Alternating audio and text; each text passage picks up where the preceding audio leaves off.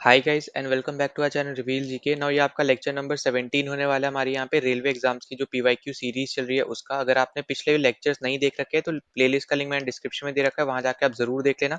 Channel पे अगर आप पहली बार आए तो सब्सक्राइब कर देना, वीडियो को शेयर, वीडियो को लाइक कर देना ताकि ज्यादा से ज्यादा लोगों तक ये वीडियो पहुंच पाए, उनकी भी यहाँ पे हेल्प हो पाए। अब यहाँ पे बिना कोई टाइम वेस्ट किए चलो यहाँ पे शुरू कर लेते हैं। और हाँ, एक और चीज़, अगर आपको इसकी कंप्लीट पीडीएफ चाहिए तो उसके लिए आपको टेलीग्राम चैनल ज्वाइन करना पड़ेगा। वो आपका लिंक आपको डिस्क्रिप्शन में देखने को मिल जाएगा टेलीग्राम चैनल का, तो उसको ज्वाइन कर लेना। और एकदम फ्री पीडीएफ आपको देखने को मिलेगी, कोई भी ऐसा कुछ सब्सक्रिप्शन चार्ज है ऐसा कुछ भी नहीं है, ठीक है। तो यहाँ पे हम शुरू कर लेते हैं। तो सबसे पहला क्वेश्चन देखो, आपको यहाँ पे पूछा जा रहा है कि एक्यूवेरेंट जो आपकी एक मिलिट्री एक्सरसाइज है ये किन दो कंट्रीज के बीच में होती है। अब देखो, अगर आपको याद हो, अगर आपने देखे होंगे प्रीवियस ईयर के क्वेश्चन, तो आपको कुछ क्वेश्चन ना मिलिट्री के ऊपर भी पूछे गए हैं, ठीक है। चाहे आप यहाँ पे बोल सकते हो मिलिट्री एक्सरसाइज हो गई, या फिर आपके कुछ कमांड्स के ऊपर भी क्वेश्चन आए थे, तो वो सब हम यहाँ पे इस वीडियो में कर लेंगे। तो यहाँ पे शुरू कर रहे हैं हम लोग यहाँ पे सबसे पहले तो मिलिट्री एक्सरसाइज से, ठीक है। तो मैंने दो क्वेश्चन सिर्फ उठाए हैं, और उस दो क्वेश्चन से हम जितनी भी इंपॉर्टेंट आपकी मिलिट्री एक्सरसाइजेज हैं सब यहाँ पे हम कवर कर लेंगे। और सबसे ज्यादा इंपॉर्टेंट आपकी वो रहेंगी जो हाल फिलहाल में हुई भी है, ठीक है। तो यहाँ पे हम हर एक ए टू जी हर एक मिलिट्री एक्सरसाइज हम लोग यहाँ पे कवर कर लेंगे। तो सबसे पहले आपको याद रखना है कि जो आपकी ये एक्वेवेरन आपकी मिलिट्री एक्सरसाइज है ये आपके इंडिया और मालदीव्स के बीच में होती है, ठीक है। अब यहाँ पे आपको जैसे मैंने बार बार बताया कि मालदीव्स बहुत ज्यादा न्यूज में था जब से आप पेपर यहाँ पे हुआ है, ठीक है। लास्ट पेपर जो आपका हुआ था यहाँ पे एनटीपीसी वाला भी अगर आप देखोगे, तो उसके बाद से जितनी भी आपके यहाँ पे करंट अफेयर की चीजें हो गई उससे रिलेटेड ही चीजें आपसे जनरली यहाँ पे पूछी जाएंगी अलग अलग सब्जेक्ट के हिसाब से। तो उसमें आप देखोगे मालदीव्स बहुत ज्यादा इंपॉर्टेंट है, क्योंकि आपको पता है मालदीव्स और लक्षद्वीप का यहाँ पे जो सिनेरियो बना था उसकी वजह से। एंड सेकंड चीज कि वहाँ के जो मिनिस्टर्स है उन्होंने जो जो स्टेटमेंट पास करी थी यहाँ पे हमारे पीएम के अगेंस्ट, ठीक है। तो इन सब चीजों की वजह से मालदीव बहुत ज्यादा न्यूज में रहा था, तो हमें इसके बारे में अच्छे से पता होना चाहिए। हो सकता है आपको ज्योग्राफी से रिलेटेड कुछ इस पे पूछ लिया जाए, जैसे मैंने आपको यहाँ पे 8 डिग्री 10 डिग्री वाला चैनल आपको अलग से बताया था ना, अंडमान निकोबार फिर आपका लक्षद्वीप मालदीव वाला। तो इसी तरीके से आपका यहाँ पे ये एक्सरसाइज वाला भी इंपॉर्टेंट बन जाता है मालदीव्स के साथ जो हम यहाँ पे करते हैं वो, ठीक है। तो यहाँ पे ये आपको याद रख लेनी है। अब नेक्स्ट स्लाइड पे ना मैंने आपके यहाँ पे जितनी इंपॉर्टेंट मिलिट्री एक्सरसाइजेज है उनके नाम यहाँ पे लिख रखे हैं। और ये जितनी भी एक्सरसाइज मैंने लिखी है ये इंडिया और फिर इंडिया किसी दूसरे कंट्री के साथ करता है, ठीक है। तो यहाँ पे एक याद करके रखना कि एक कंट्री तो आपकी इंडिया ही होने वाली है, ठीक है। जितनी भी मैं आपको यहाँ पे मिलिट्री एक्सरसाइज बताऊंगा उसमें आपकी हर एक आपकी एक्सरसाइज में एक कंट्री आपकी इंडिया रहेगी। तो यहाँ पे बेसिकली मैं आपको ये बता रहा हूँ कि इंडिया किस और कंट्री के साथ ये मिलिट्री एक्सरसाइज करता है, ठीक है। अब जैसे सबसे पहले आपको दे रखा है यहाँ पे दस्तलिक। अब दस्तलिक आपकी यहाँ पे होती है उज्बेकिस्तान के साथ। आपको याद होगा मैंने आपको सेंट्रल एशिया वाला जो आपका मैप के थ्रू मैंने आपको समझाया था पूरा, ठीक है। तो वो आपको यहाँ पे अच्छे से याद रखना है, जितनी भी आपकी सेंट्रल एशियन कंट्रीज थी वो आपको याद रखनी है। चाहे आपका कजाकिस्तान हो गया, किर्गिस्तान हो गया, तजाकिस्तान हो गया, तुर्कमेनिस्तान है, फिर आपका उज्बेकिस्तान है, ये सब आपकी सेंट्रल एशियन कंट्रीज थी। और अफगानिस्तान भी कहीं ना कहीं उसमें यहाँ पे काउंट किया जाता है। पर जो मेजर आपकी सेंट्रल अफ्रीका आपकी सेंट्रल एशियन कंट्रीज है वो आपकी वही है जो मैंने आपको 5 बताई हैं अभी अभी भी, ठीक है। तो ये याद रखना। और उज्बेकिस्तान आपका वही है जिसका यहाँ पे कैपिटल है ताशकंद, जहाँ पे लाल बहादुर शास्त्री ने अपनी यहाँ पे एक तरीके से आप बोल सकते हो यहाँ पे वो उन्होंने अपनी जान गंवाई थी, ठीक है। आज तक यहाँ पे वो मिस्ट्री बन के रही है। इसके अलावा आप देखोगे यहाँ पे जो आपकी काज हिंद है, ठीक है। तो ये काज हिंद जो आपकी ये एक्सरसाइज है ये हम लोग करते हैं कजाकिस्तान के साथ। तो ज्यादातर आप यहाँ पे जो एक्सरसाइज देखोगे ना उसके जो नाम रहेंगे ना वो आपके किसी ना किसी तरीके से इंडिया के नाम से कनेक्ट होंगे, या फिर आप बोलो जो दूसरी कंट्री का नाम है उसके साथ कनेक्ट हो रहेंगे। अब जैसे यहाँ पे काज कजाकिस्तान का हो गया और इंद हो गया हमारे यहाँ पे इंडिया का, ठीक है। फिर यहाँ पे कुछ ऐसे एक्सरसाइज होंगी जो आप कोई अलग से याद रखनी ही पड़ेंगी, उसमें आप ऐसा कोई ट्रिक वगैरह नहीं लगा पाओगे, जैसा आपका है यहाँ पे प्रबल दोस्तिक। अब ये जो आपकी एक्सरसाइज है ये भी हम लोग कजाकिस्तान के साथ ही करते हैं, ठीक है। तो ये दोनों ही आपकी एक्सरसाइज हम लोग कजाकिस्तान के साथ करते हैं, और ये आपकी सेंट्रल एशियन कंट्री है, सबसे बड़ी आपकी सेंट्रल एशियन कंट्री है, ये हमने पहले भी डिस्कस किया है। इसके बाद आपकी है यहाँ पे खंजर। अब खंजर हम लोग करते हैं यहाँ पे किर्गिस्तान के साथ, ठीक है। तो सबसे पहले हमने यहाँ पे जो आपकी सेंट्रल एशियन कंट्रीज है उनकी एक्सरसाइज हमने यहाँ पे कवर की है ताकि आपको यहाँ पे कोई बाद में दिक्कत ना हो। और कॉम्बैट फ्री फॉल आपकी है तुर्कमेनिस्तान के साथ, ठीक है, तुर्कमेनिस्तान के साथ। अब ये जो नोमैडिक एलिफेंट है इसका आप यहाँ पे नाम याद रखो, सबसे आप देखोगे ना सबसे यूनिक नेम आपको लगेगा, सबसे अच्छा भी हो सकता है आपको यहाँ पे नाम लगे बाकी सब एक्सरसाइज के हिसाब से। तो यहाँ पे याद रखना जो आपका नोमैडिक एलिफेंट है ये हम लोग करते हैं मंगोलिया के साथ, ठीक है। इंडिया आपका यहाँ पे करता है मंगोलिया के साथ, और मंगोलिया आपका वही कंट्री है जो बेसिकली चाइना और रशिया के बीच में आपको एक रीजन देखने को मिलता है, जहाँ हमने पढ़ा था गोबी डेजर्ट आपका वहाँ पे पड़ता है ना, हमने ये सब भी पढ़ रखा है पहले भी। फिर खान ख्वाज देखोगे तो ये भी आपका मंगोलिया। इसमें आप थोड़ा सा लॉजिक लगा सकते हो कि जो आपका यहाँ पे एक रूलर हुआ करता था पहले, है ना, आपका चंगेज खान। तो उसके हेल्प से आप यहाँ पे थोड़ा आप आइडिया लगा सकते हो, क्योंकि चंगेज खान बेसिकली आपका मंगोलिया का ही था। तो आप उसको कनेक्ट कर सकते हो यहाँ पे खान क्वेस्ट से, ठीक है। तो यहाँ पे याद रखना ये आपके मंगोलिया के साथ होती है। फिर सूर्य किरण जो है यहाँ पे, ये हम लोग करते हैं नेपाल के साथ, ठीक है। तो ये आपको यहाँ पे याद रखनी है। फिर मित्र शक्ति जो आपकी एक्सरसाइज है, ये हम लोग करते हैं श्रीलंका के साथ, तो एसएल लिख दे रहा हूँ, मतलब श्रीलंका है। संप्रीति जो है ये आपकी होती है यहाँ पे बांग्लादेश के साथ, ठीक है, बांग्लादेश के साथ।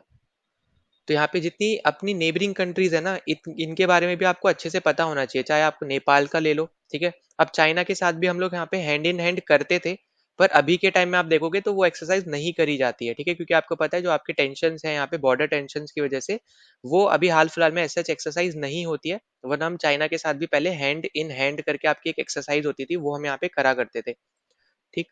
तो वो भी अभी आगे आएगी, तो वो भी मैं आपको यहाँ पे लिखवा दूंगा। अच्छा, यहाँ पे ही आ गई हैंड इन हैंड, आपको यहाँ पे दिख रहा है, तो ये आपकी है यहाँ पे चाइना के साथ, ठीक है। इंडिया चाइना के साथ करते हैं, ये आपको याद रखना है। फिर जो मिलान एक्सरसाइज है ना, इसमें आप यहाँ पे इंडिया के अलावा भी बहुत सारी और भी कंट्रीज है जो यहाँ पे रहती है। पर बस आपको इतना याद रखना है कि मिलान एक्सरसाइज आपकी बांग्लादेश की एक्सरसाइज है, जहाँ पे अलग अलग कंट्रीज बेसिकली यहाँ पे आती है। और ये आप बोल सकते हो यहाँ पे संप्रति में भी थोड़ा बहुत आपको देखने को लेकर, ये आपकी नेवी की एक्सरसाइज है, ठीक है, मिलान जो है। फिर हरमाऊ शक्ति और गरुड़ शक्ति, अब नाम को आपको देखने को मिल रहा होगा कि एक ही कंट्री के साथ होती है, पर ऐसा नहीं है, याद रखना। अब जो आपका यहाँ पे गरुड़ शक्ति है, ये आपका है करते हैं हम लोग यहाँ पे इंडोनेशिया के साथ, और आप यहाँ पे इसको कनेक्ट कर सकते हो कि यहाँ पे जो आपका बाली आइलैंड है इंडोनेशिया में, वो सबसे ज्यादा आप देखोगे यहाँ पे कंप्लीट जो इंडोनेशिया है, वो तो आपकी मुस्लिम मेजोरिटी कंट्री है। पर उसका यहाँ पे जो बाली आइलैंड है, जो सबसे ज्यादा फेमस है टूरिस्ट के बीच में, वहाँ पे सबसे बड़ा जो आप बोल लो रिलीजन है, वो आपका यहाँ पे हिंदुइज्म है। और वहाँ पे आज भी रामायण होती है, ठीक है। तो उसको आप कनेक्ट कर सकते हो यहाँ पे गरुड़ से, है ना। जो आपके यहाँ पे गरुड़ है, गरुड़ भगवान जैसे आप बोल सकते हो यहाँ पे, तो गरुड़ के साथ भी आप यहाँ पे कनेक्ट कर सकते हो यहाँ पे। तो हम लोग करते हैं यहाँ पे इंडोनेशिया के साथ। फिर जो आपकी हरुमाऊ शक्ति है, ये हम लोग करते हैं मलेशिया के साथ, ठीक है, मलेशिया के साथ। फिर आपका यहाँ पे जो इम्बेक्स है, अब इसको आप देखोगे यहाँ पे तो इंडिया, ये आपका है म्यांमार, ठीक है। तो यहाँ पे आपको ज्यादातर जो नेवी की एक्सरसाइज मिलेंगी ना, वो शॉर्ट फॉर्म में इसी तरीके से ही मिलेंगी, जहाँ पे आप इजिली पहचान भी पाओगे, ठीक है। ये आप करोगे म्यांमार के साथ। अब लमित्ते आपकी इसको स्टामा कर लेना, इंपॉर्टेंट आपकी एक्सरसाइज है। ये हम लोग करते हैं शीशेल्स के साथ। अब शीशेल्स बेसिकली आपका एक अफ्रीकन आइलैंड है, मैंने आपको पहले भी बता रखा है। तो जहाँ पे आपका मोजाम्बिक और मेडागास्कर पड़ता है ना, मेडागास्कर भी आपका एक आइलैंड कंट्री है आपका अफ्रीका का, तो उसी के आसपास आपका शीशेल्स भी पड़ता है। वहां पे आपके मेजोरिटी जो आप देखोगे वहां पे हिंदुइज्म भी फॉलो होता है, ठीक है। तो क्योंकि वहां पे हिंदूज भी रहते हैं, तो इंडिया के जो रिलेशन है वो इस कंट्री के साथ बहुत ज्यादा अच्छे हैं, ठीक है, एज कम्पेयर टू अगर आप दूसरे कंट्रीज को देखोगे उसके हिसाब से अगर हम बात करें तो। फिर मैत्री आपको यहाँ पे देखने को लेगी, हम लोग करते हैं थाईलैंड के साथ, ठीक है, मैत्री एक्सरसाइज। बोल्ड कुरुक्षेत्र जो है, ये हम लोग करते हैं सिंगापुर के साथ, ठीक है। सिंगापुर आपका यहाँ मलेशिया के साथ बॉर्डर शेयर करता है, बहुत ही छोटा सा आप बोल सकते हो यहाँ पे कंट्री है, पर बहुत ज्यादा इकोनॉमिकली आप बोल सकते हो पावरफुल, या फिर पासपोर्ट इंडेक्स के हिसाब से अगर आप देखोगे तो सबसे ज्यादा अच्छा कंट्री आप इसको काउंट कर सकते हो। फिर युद्ध अभ्यास हो गया, और ये जो आपका वज्र प्रहार है, ये दोनों ही हम लोग करते हैं यूएसए के साथ, ठीक है, यूनाइटेड स्टेट्स ऑफ अमेरिका के साथ। फिर आपका अग्नि वॉरियर आ जाता है, अग्नि वॉरियर हम लोग वापस हम लोग करते हैं यहाँ पे सिंगापुर के साथ, ठीक है। तो यहाँ पे ये हमने कुछ कंट्रीज मतलब कुछ अपनी एक्सरसाइज हमने यहाँ पे देख ली। अब यहाँ पे आगे आपको और दे रखी है, अगली आपको दे रखी है यहाँ पे अजय वॉरियर। अजय वॉरियर हम लोग यहाँ पे जो करते हैं, ये हम लोग करेंगे यूके के साथ। कॉनकन भी आपका जो रहता है वो भी आपका यूके के साथ रहता है। और इंद्रधनुष भी आपका यहाँ पे यूनाइटेड किंगडम के साथ ही रहता है। तो ये तीनों एक्सरसाइज मैंने एक साथ इसलिए लिखी है ताकि आपको कोई बाद में दिक्कत ना रहे, क्योंकि ज्यादातर लोग ना यहाँ पे अजय वॉरियर और जो आपका यहाँ पे युद्ध अभ्यास हो गया या फिर वज्र प्रहार हो गया ना, इसमें कंफ्यूज हो जाते हैं कि कौन सा आपका, या फिर आप बोल सकते हो अजय वॉरियर और अग्नि वॉरियर में, है ना, कि आपका कौन सा सिंगापुर के साथ करा जाता है और कौन सा आपका यूके के साथ किया जाता है। तो इसलिए मैंने आपको यहाँ पे चारों एक साथ बता दिया। फिर अब यहाँ पे देखोगे वापस लाइमैक्स आपको देखने को मिल रही है, तो श्रीलंका और इंडिया आपको यहाँ पे सीधा नाम में ही पता चल जाएगा, ये हम लोग करते हैं श्रीलंका के साथ। और ये आपकी नेवी की एक्सरसाइज है। इसी तरीके से नीचे वाली आपकी यहाँ पे सिंगापुर और इंडिया आपको यहाँ पे देखने को मिल रहा है, तो हम लोग करते हैं यहाँ पे सिंगापुर के साथ। और ये वाली भी आपकी यहाँ पे एक नेवी की एक्सरसाइज है, ठीक है, इंडियन नेवी और आपकी सिंगापुर की जो नेवी है वो यहाँ पे करती है। अब जो ये मालाबार आपको देखने को मिल रहा है, ये बेसिकली आप देखोगे यहाँ पे, तो इसमें आपका यूएस भी रहता है, ऑस्ट्रेलिया भी रहता है और जापान भी रहता है, ठीक है। इंडिया तो इसमें ऑब्वियस सी बात है यहाँ पे है ही, ऊपर में इंडिया लिख रहा हूँ, मतलब है यहाँ पे हम इंडिया की जो आपकी अलग अलग कंट्रीज के साथ एक्सरसाइज होती है या फिर कोई ग्रुप के साथ एक्सरसाइज होती है, वो हम यहाँ पे डिस्कस कर रहे हैं। अब जैसे आपकी जो मालाबार है, ये आप देखोगे यहाँ पे क्वाड जो नेशंस है ना, क्वाड जो नेशंस है उनके साथ यहाँ पे हो रही है। तो ये आपको यहाँ पे याद रखना है। इसके अलावा आप देखोगे यहाँ पे नेक्स्ट चीज, कि यहाँ पे जो वरुण, शक्ति और गरुड़, जो ये तीनों एक्सरसाइज है हम लोग करते हैं यहाँ पे ये फ्रांस के साथ, ठीक है, तो ये भी इंपॉर्टेंट है। और टाइगर ट्रम्प हम लोग करते हैं यूएसए के साथ, जो कि आप देखोगे जो टाइगर ट्रम्प है ना, बेसिकली हर तीन फोर्सेस जो आपकी हैं, तीनों defence forces, army, navy, air force, और यूएसए की तरफ से भी तीनों फोर्सेस और इंडिया की तरफ से भी तीनों फोर्सेस मिलके इसमें पार्ट लेती हैं, ठीक है, टाइगर ट्रम्प में। तो ये आपके लिए यहाँ पे इंपॉर्टेंट है। ये बेसिकली आपके यहाँ पे ऑल थ्री सर्विस एक्सरसाइज है, ठीक है, ऑल थ्री सर्विस एक्सरसाइज है। इसका कहने का मतलब ये है कि यूएसए की भी आर्मी, एयरफोर्स, नेवी, और इंडिया की तरफ से भी इंडिया की आर्मी, एयरफोर्स, नेवी, ठीक है, तो यहाँ पे 6 की 6 फोर्स आपकी यहाँ पे ये एक्सरसाइज करती हैं, ठीक है, तो ये आपको यहाँ पे याद रखना है। फिर आपको यहाँ पे आईएमटी दे रखा है, तो इसमें बेसिकली आपको तीन कंट्रीज देखने को लेंगी। एक तो ऑब्वियस सी बात है, आई से आपका हो गया यहाँ पे इंडिया, ठीक है। फिर एम से आपका होता है यहाँ पे मोजाम्बिक, मोजाम्बिक। और आपका यहाँ पे जो टी है, टी से आपका रहता है तंजानिया, ठीक है, तंजानिया। तो यहाँ पे ये तीन इंपॉर्टेंट चीजें हैं जो आपको यहाँ पे याद रखनी है। तो यहाँ पे इंडिया तो इसमें काउंट कर ही लेना है, ऐसा मत समझना कि यहाँ पे मोजाम्बिक और तंजानिया के बीच में होती है, ऐसा नहीं है, इंडिया, मोजाम्बिक और तंजानिया के बीच में होती है। फिर ईस्टर्न ब्रिज जो आपकी ये एक्सरसाइज है आपको जो दिख रही है, और नसीम अल बहार हो गई, अल नगा हो गई, ये तीनों हम एक्सरसाइज जो करते हैं ये हम लोग करते हैं ओमान के साथ, ठीक है। तो ओमान, अभी आपने पता होगा यहाँ पे कि ओमान अभी रिसेंटली आपका जो एशिया कप हुआ था, इमर्जिंग एशिया कप, वहां पे हुआ है जहाँ पे अफगानिस्तान जीत गया था, इंडिया को सेमीफाइनल में हरा दिया, और फिर फाइनल में श्रीलंका को हरा के अफगानिस्तान एशिया इमर्जिंग कप जो आपका है, ठीक है, इमर्जिंग एशिया कप आप एक तरीके से बोल सकते हो, उसको जीता है अफगानिस्तान ने। तो ये इंपॉर्टेंट, ये भी इंपॉर्टेंट है, तो ये भी याद रख लेना, ठीक है, अफगानिस्तान यहाँ पे जीता है इमर्जिंग एशिया कप। यहाँ पे मैं लिख भी दे रहा हूँ, इमर्जिंग एशिया कप, ये अभी आप बोल दो एक तरीके से करंट अफेयर ही है ये, ठीक है, 2024 का। फिर आगे हम चलते हैं, यहाँ पे अल, आपका यहाँ पे अल नगा हो गया आपका ओमान के साथ। फिर जल अर बहार जो है आपका यहाँ पे, ये हम लोग करते हैं कतर के साथ, ठीक है। अब यहाँ पे इन दोनों में आपको थोड़ा कंफ्यूजन हो सकता है, जो बाहर वाली दो आपको दे रखे हैं एक्सरसाइज, इसलिए मैंने यहाँ पे एक ही तरफ लिख दिया है, ताकि आपको ऐसे कोई दिक्कत ना हो। और आपको यहाँ पे ये बात भी समझनी है कि हमारे रिलेशन ओमान के साथ ज्यादा अच्छे हैं एज कम्पेयर टू अगर आप कतार के साथ देखोगे, ठीक है, क्योंकि आप यहाँ पे एक्सरसाइज से भी आप ये थोड़ा अंदाजा लगा सकते हो। और दूसरा आप यहाँ पे देखोगे जो आपके यहाँ पे नेवी ऑफिसर्स को यहाँ पे उन्होंने पकड़ा था, ठीक है, यहाँ पे एक तरीके से गलत केस में, क्योंकि वो गलत न्यूज बेसिकली यहाँ पे सर्कुलेट करी थी यहाँ पे पाकिस्तानी ने, ठीक है, तो पाकिस्तान ने यहाँ पे गलत न्यूज सर्कुलेट करी, जिसकी वजह से यहाँ पे कतर की जो फोर्सेज हैं उन्होंने नेवी ऑफिशियल्स को यहाँ पे पकड़ा था। वो सब आपको यहाँ पे मैंने बताया भी था आपके अलग अलग वीडियोस बना के, तो वो आपको यहाँ पे अगर देखना हो तो आप देख सकते हो अलग अलग चीजें। पर आपको बस इतना याद रखना है कि आपके यहाँ पे ये जो एक्सरसाइज है ये हम लोग करते हैं कतार के साथ। फिर जो जिम्बैक्स आपकी एक्सरसाइज है ये हम लोग करते हैं जापान के साथ, नाम में ही आपको पता चल रहा है, और वापस से ये आपकी एक नेवी की एक्सरसाइज है। अब जो आपकी ये इंदिरा है, वोस्तक है, ये दोनों जो आपकी एक्सरसाइज है ये आपकी रहेंगी यहाँ पे रशिया के साथ, ठीक है। और इसमें आप यहाँ पे कर सकते हो, जैसे इंडिया का आपका IND हो गया और रशिया का RA हो गया, ठीक है। फिर इसी तरीके से आपका वोस्टेक आपको बस अलग से याद रख लेना है। फिर गगन स्ट्राइक आप देखोगे यहाँ पे, तो ये बेसिकली आप देखो तो ये एयरफोर्स प्लस आपकी यहाँ पे आर्मी की एक्सरसाइज है, ठीक है, ये, और ये इंडिया की हम बात कर रहे हैं सिर्फ, ठीक है, सिर्फ इंडिया, यहाँ पे कोई दूसरी कंट्री नहीं है, यहाँ पे इंडियन एयरफोर्स और आपकी आर्मी की यहाँ पे ये एक्सरसाइज है, तो आपको ये याद रखना है। फिर पिच ब्लैक आप देखोगे तो यहाँ पे ये आपकी ऑस्ट्रेलिया के साथ हम लोग करते हैं, ठीक है, तो ये आपकी यहाँ पे इंपॉर्टेंट चीज रहेगी जो आपको यहाँ पे याद रख लेनी है। अब देखो यहाँ पे तरंग शक्ति अलग है और गगन स्ट्राइक अलग है, ठीक है, तो यहाँ पे इस पे कंफ्यूज मत करना, क्योंकि रिसेंटली जो आपकी हुई है ये दोनों ही हुई है, पर आपकी जो तरंग शक्ति है वो ज्यादा इंपॉर्टेंट रहेगी, क्योंकि उसमें इंडियन एयरफोर्स की, वो पहली बार इंडियन एयरफोर्स ऐसी एक्सरसाइज कर रहा है जहाँ पे दूसरी कंट्री की भी एयरफोर्स ने पार्ट लिया था। तो वो आपकी जो एक्सरसाइज है वो आपकी तरंग शक्ति है, वो हम यहाँ पे आगे डिस्कस करेंगे। फिर यहाँ पे हम चलते हैं अपने अगले पे, तो वो आपको यहाँ पे देखने को मिल रहा है दोस्ती। तो देखो दोस्ती जो आपकी यहाँ पे एक्सरसाइज है, तो देखो दोस्ती आपको यहाँ पे जो एक्सरसाइज देखने को मिल रही है, तो ये आपको देखने को मिलेगी, ये आपकी है कोस्ट गार्ड की एक्सरसाइज, ठीक है। पहले तो याद रखो ये आपकी कोस्ट गार्ड की एक्सरसाइज है, ये आपकी आर्मी, एयरफोर्स, नेवी की एक्सरसाइज नहीं है। कोस्ट गार्ड आपकी एक अलग फोर्स होती है, उसकी ये एक्सरसाइज है। और इसमें आपको ना दो कंट्री देखने को मिलते हैं इंडिया के साथ, पहले तो मैं यहाँ पे इंडिया भी लिख दे रहा हूँ। इसके अलावा आपको यहाँ पे श्रीलंका और मालदीव्स आपको यहाँ पे देखने को मिलते हैं, ठीक है, तो ये तीन आपकी कंट्रीज हैं जो मिलके ये कोस्ट गार्ड की एक्सरसाइज करती है, तो आपको ये याद रखना है।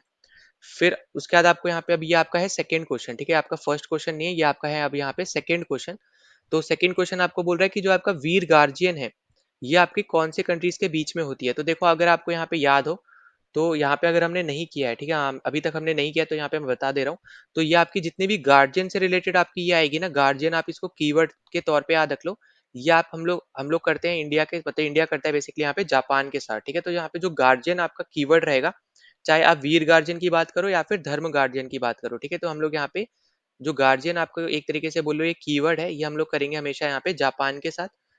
और ये आपकी जो वीर गार्जियन है, ये आपकी है एयरफोर्स की एक्सरसाइज, ठीक है। जो आपको यहाँ पे पूछ रखी है, ये आपकी इंडियन एयरफोर्स, आप बोल सकते हैं, यहाँ पे बोल लो एयरफोर्स की एक्सरसाइज है, जहाँ पे इंडियन एयरफोर्स पार्ट लेती है और जापान की एयरफोर्स पार्ट लेती है। वहीं पे जो आपकी धर्म गार्जियन है, ये बेसिकली आपकी आर्मी की एक्सरसाइज है, ठीक है, जहाँ पे इंडियन आर्मी और आपकी जापान की आर्मी लेती है पार्ट। फिर अगर हम आगे चले यहाँ पे, तो ऑस्ट्रा आपको नाम से ही पता चल रहा है, ऑस्ट्रेलिया। फिर ऑस इंडेक्स भी आपको यहाँ पे पता चल रहा है, ऑस्ट्रेलिया है। फिर काकादू आपकी यहाँ पे रहेगी ऑस्ट्रेलिया। देखो कॉनकन अलग है और काकादू अलग है, ठीक है। काकादू आप यहाँ पे ऑस्ट्रेलिया के साथ करते हो, कॉनकन आपकी यहाँ पे यूके के साथ हो रही थी, जो हमने यहाँ पे पहले देखा था। अब साइक्लोन आपकी इंपॉर्टेंट है, क्योंकि अभी हाल फिलहाल में भी हुई थी, तो ये आपकी इजिप्ट है। फिर IBSAMAR, ठीक है। अब यहाँ पे ये जो एक्सरसाइज है, ये आप देखोगे यहाँ पे आई से हो गया इंडिया, बी से है ब्राजील, ठीक है, यहाँ पे मैं लिख दे रहा हूँ, बी से है आपका ब्राजील, और फिर है आपका यहाँ पे साउथ अफ्रीका। तो यहाँ पे भी 3 कंट्रीज बेसिकली आपको देखने को लेंगे, एक आपका है यहाँ पे इंडिया, दूसरा ब्राजील, तीसरा आपका साउथ अफ्रीका, जो यहाँ पे तीनों कंट्रीज यहाँ पे मिलके करते हैं। फिर डेजर्ट से रिलेटेड आप यहाँ पे देखोगे तो कुछ आप एक्सरसाइज इसमें काउंट कर सकते हो, बस यहाँ पे याद रखना कि डेजर्ट को कीवर्ड लेके मत चलना कि जहाँ पे भी डेजर्ट आए वहाँ पे आप यूएई मार्क कर दो, ऐसा नहीं होगा। क्योंकि कुछ आपके ऐसे एक्सरसाइजेज है जो हम यहाँ पे इसके साथ नहीं करते हैं, जो आपकी यूएई में काउंट होती है, ठीक है। अब जैसे डेजर्ट ईगल और डेजर्ट फ्लैग, दोनों आपकी एक्सरसाइज हम लोग यूएई के साथ करते हैं। इसी तरीके से आपको यहाँ पे दिख रहा है डेजर्ट साइक्लोन, जो आपकी यहाँ पे एक्सरसाइज आपको देखने को मिल रही है। तो डेजर्ट साइक्लोन हम लोग यहाँ पे यूएई के साथ करते हैं, ठीक है। आपको यहाँ पे हम लोग करते हैं यूएई के साथ। पर जो डेजर्ट नाइट आपको दिख रहा है ना, ये हम लोग यूएई प्लस आपका यहाँ पे जो फ्रांस है इसके साथ करते हैं, ठीक है। तो यहाँ पे जो एक एक्स्ट्रा पॉइंट याद रखना है, वो आपको ये याद रखना है कि डेजर्ट नाइट वाले में आपका फ्रांस जुड़ जाएगा, बाकी डेजर्ट जहां पे भी आएगा वहां पे आप यूएई मार्क कर दोगे, ठीक है। तो इसको आप कीवर्ड के तौर पे याद रखना, बस इसमें याद रखना कि डेजर्ट नाइट, नाइट वाला जो यहाँ पे, वैसे भी अगर आप ये नाम से देखोगे ना नाइट, ठीक है, नाइट मतलब एक तरीके से सोल्जर तौर पे आप याद रख लो, तो वैसे भी यहाँ पे ये यूरोप साइड का टर्म है नाइट वगैरह यहाँ पे। तो उससे आप यहाँ पे याद रख सकते हो कि आपका यहाँ पे एक यूरोपियन कंट्री भी है, वो है आपका यहाँ पे फ्रांस, ठीक है। फिर अल मोहाद अल हिंदी आपकी रिसेंटली एक्सरसाइज हुई है पहली बार, तो यहाँ पे याद रखना ये आप हम लोग करते हैं सऊदी अरेबिया के साथ, ठीक है, सऊदी अरेबिया के साथ। और फिर एक्स एक्सरसाइज है यहाँ पे, एक्स का मतलब है यहाँ पे एक्सरसाइज, सदा तंजीक भी हम लोग यहाँ पे सऊदी अरेबिया के साथ करते हैं, और ये भी अभी हाल फिलहाल में हुई है, तो ये भी इंपॉर्टेंट है यहाँ पे, ठीक है। फिर आपका यहाँ पे सहयोग काइजन भी आपकी अभी अभी हाल फिलहाल में हुई है, तो ये भी इंपॉर्टेंट है, और ये हम लोग करते हैं इंडिया और जापान मिलके बेसिकली हम लोग यहाँ पे करते हैं, ठीक है। जापान के साथ ये एक्सरसाइज करते हैं, और ये आपको याद रखना है कि ये आपकी एक कोस्ट गार्ड की एक्सरसाइज है, ठीक है। आर्मी एयरफोर्स नेवी की एक्सरसाइज नहीं है, कोस्ट गार्ड की एक्सरसाइज है। फिर ये आपकी इंपॉर्टेंट रहेगी यहाँ पे एक्सरसाइज अयुत्य। अब जो आपकी अयुत्य है, ये हम लोग करते हैं थाईलैंड के साथ, और इसमें आप देखोगे यहाँ पे तो थाईलैंड की आपकी एक जो सिटी है यहाँ पे ये, और इंडिया की जो सिटी है अयोध्या, इन दोनों को यहाँ पे एक तरीके से कनेक्शन के करने के तौर पे, या फिर बोलो एक दूसरे, क्योंकि ये अगर हम हिस्ट्री में बात करें तो एक दूसरे से कनेक्टेड थी, तो इसलिए यहाँ पे इस एक्सरसाइज का नाम भी यहाँ पे इस तरीके से रखा गया है। और यहाँ पे एक तरीके से आप ऐसे समझो कि जो जो हिस्ट्री से रिलेटेड चीजें रहेंगी ना, उससे रिलेटेड आपको नाम भी देखने को मिलते रहेंगे, ठीक है। तो यहाँ पे हम लोग करते हैं अयुत्या थाईलैंड के साथ। फिर सागर कवच जो आपको देखने को मिल रही है, ये आपको देखने को मिलेगी, ये हमारी कोस्ट गार्ड की ही एक्सरसाइज है, ठीक है। बस हमें यहाँ पे याद रखना है कि एक तरीके से कोस्टल सिक्योरिटी देखने के लिए हम लोग यहाँ पे एक्सरसाइज करते हैं। तो यहाँ पे याद रखना कोस्टल सिक्योरिटी के लिए आप यहाँ पे एक्सरसाइज करते हो। फिर समुद्र लक्ष्मण आपकी रिसेंटली आपकी हुई है, इंपॉर्टेंट है, ये आपका रहेगा यहाँ पे मलेशिया के साथ हम लोगों ने यहाँ पे किया है, ठीक है, इंपॉर्टेंट है। फिर एक्सरसाइज कटलेस एक्सप्रेस जो है यहाँ पे, ये बेसिकली आप देखोगे यहाँ पे कि ये यूएसए करता है, ठीक है, ये इंडिया में नहीं है, ठीक है, इसको इंडिया में काउंट मत करना। ये आपका इसको स्टामा कर लो अलग से, तो ये यूएसए ने बेसिकली कर रखी है अपने अफ्रीका कमांड में, ठीक है। आपको पता होगा आपके यहाँ पर जो यूएसए है, इसके अलग अलग जगह पे आपके यहाँ पे हेड क्वार्टर्स तौर पे बोल लो, या फिर इसके अलग अलग आप बोल सकते हो यहाँ पे कमांड्स है ऑल ओवर द वर्ल्ड। तो इसका जो अफ्रीका का कमांड है, इसने वहां पे ये एक्सरसाइज करी है हाल फिलहाल में, ठीक है, यूएस ने। फिर सी डिफेंडर्स आपको यहाँ पे जो दिख रही है, ये आपको यहाँ पे देखने के लिए कि इंडियन कोस्ट गार्ड प्लस आपका यहाँ पे यूएसए के कोस्ट गार्ड के बीच में, ठीक है। तो यहाँ पे ये एक आपकी अलग से वापस से कोस्ट गार्ड की एक एक्सरसाइज है। और फिर आपको देखने को लिए यहाँ पे तर्कश, तो तर्कश आपकी यहाँ पे इंडिया और यूएसए के बीच की एक्सरसाइज है, तो ये भी आपको याद रखना है। और ये आपको जो एक्सरसाइज है, ये आप करते हो यहाँ पे काउंटर करने के लिए टेररिज्म को, ठीक है। तो टेररिज्म को काउंटर करने के लिए यहाँ पे ये एक्सरसाइज होती है, तो ये आपको ये भी याद रखना है। फिर सी ड्रैगन आपको जो दे रखा है, ये आपकी मल्टी नेशन, ठीक है, मल्टी नेशन एयरफोर्स एक्सरसाइज है, मल्टी नेशन एयरफोर्स एक्सरसाइज है आपको, तो ये भी याद रख लेना है। इसके अलावा जैसे मैंने आपको बोला था यहाँ पे तरंग शक्ति, ठीक है, तो यहाँ पे इसको स्टार मार्क कर लेना, क्योंकि अब ये पहली बार हुई है इस साल, तो ये भी इंपॉर्टेंट है। तो तरंग शक्ति आपकी जो एक्सरसाइज है, ये आपकी एयरफोर्स की एक्सरसाइज है, और ये भी आपकी मल्टी नेशन है, और इंडियन एयरफोर्स की पहली, आप बोल सकते हो यहाँ पे मल्टी नेशन एक्सरसाइज है, जहाँ पे और भी आपकी जो एयरफोर्स है, ठीक है, एक से ज्यादा आप बोल सकते हो एक तरीके से एयरफोर्स यहाँ पे पार्ट लेंगी अलग अलग कंट्रीज की। तो ये आपकी सब यहाँ पे इंपॉर्टेंट हो गई यहाँ पे एक्सरसाइज वगैरह। फिर उसके बाद चलते हम अपने यहाँ पे थर्ड अपने क्वेश्चन पे, जो आपका यहाँ पे इंपॉर्टेंट रहेगा। तो हमने सारी जितनी मिलिट्री एक्सरसाइज थी वो सब हमने यहाँ पे डिस्कस कर ली।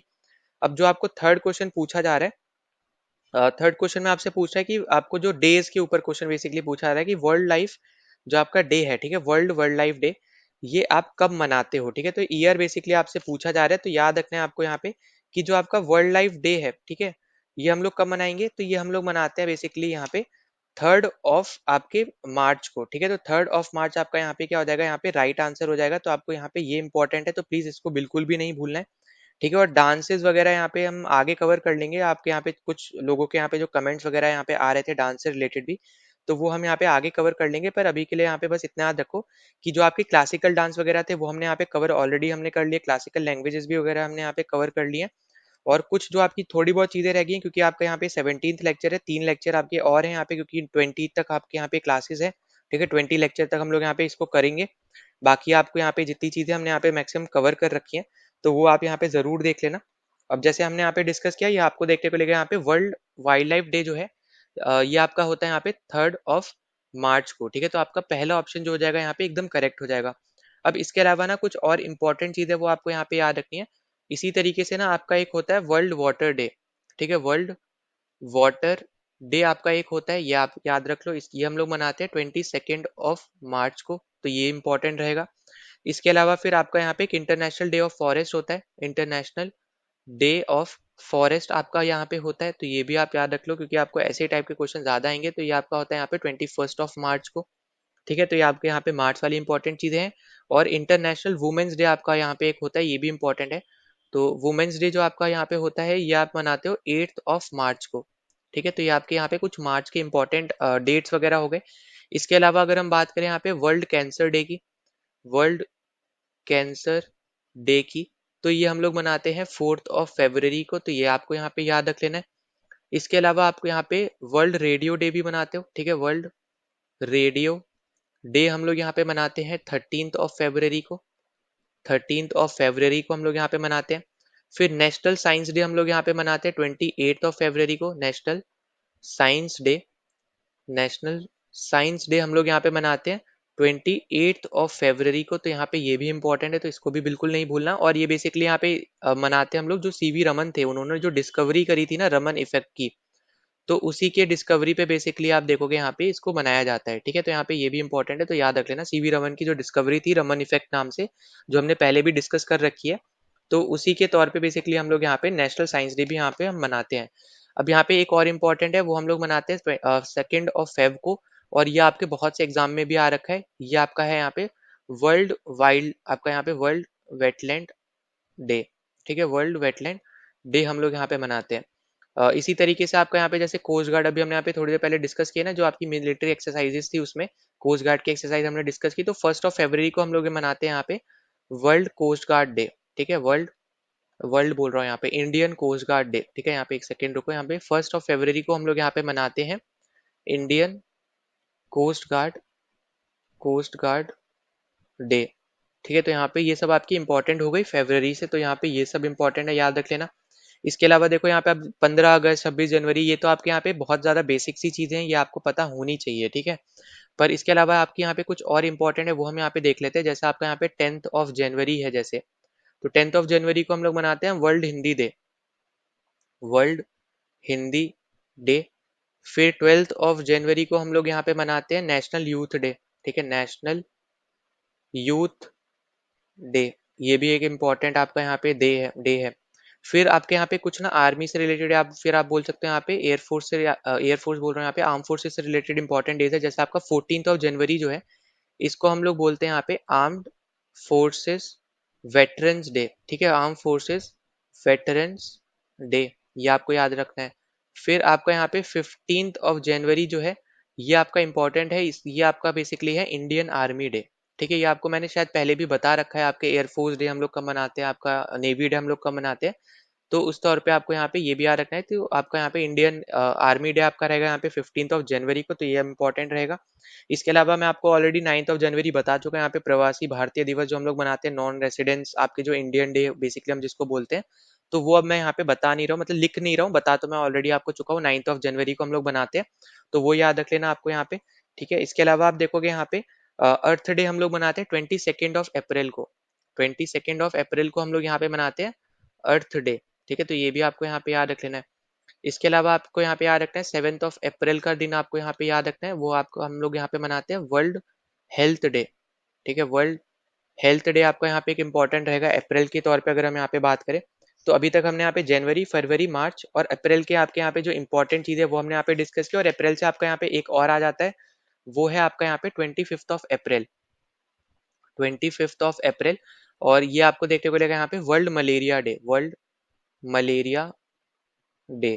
ठीक है, तो ये आपके यहाँ पे कुछ इंपॉर्टेंट है आपके यहाँ पे अप्रैल से। अब देखो अप्रैल में आपका यहाँ पे जलियांवाला बाग भी हुआ था, जो हमने यहाँ पे देखा था 13 अप्रैल आपका 1919।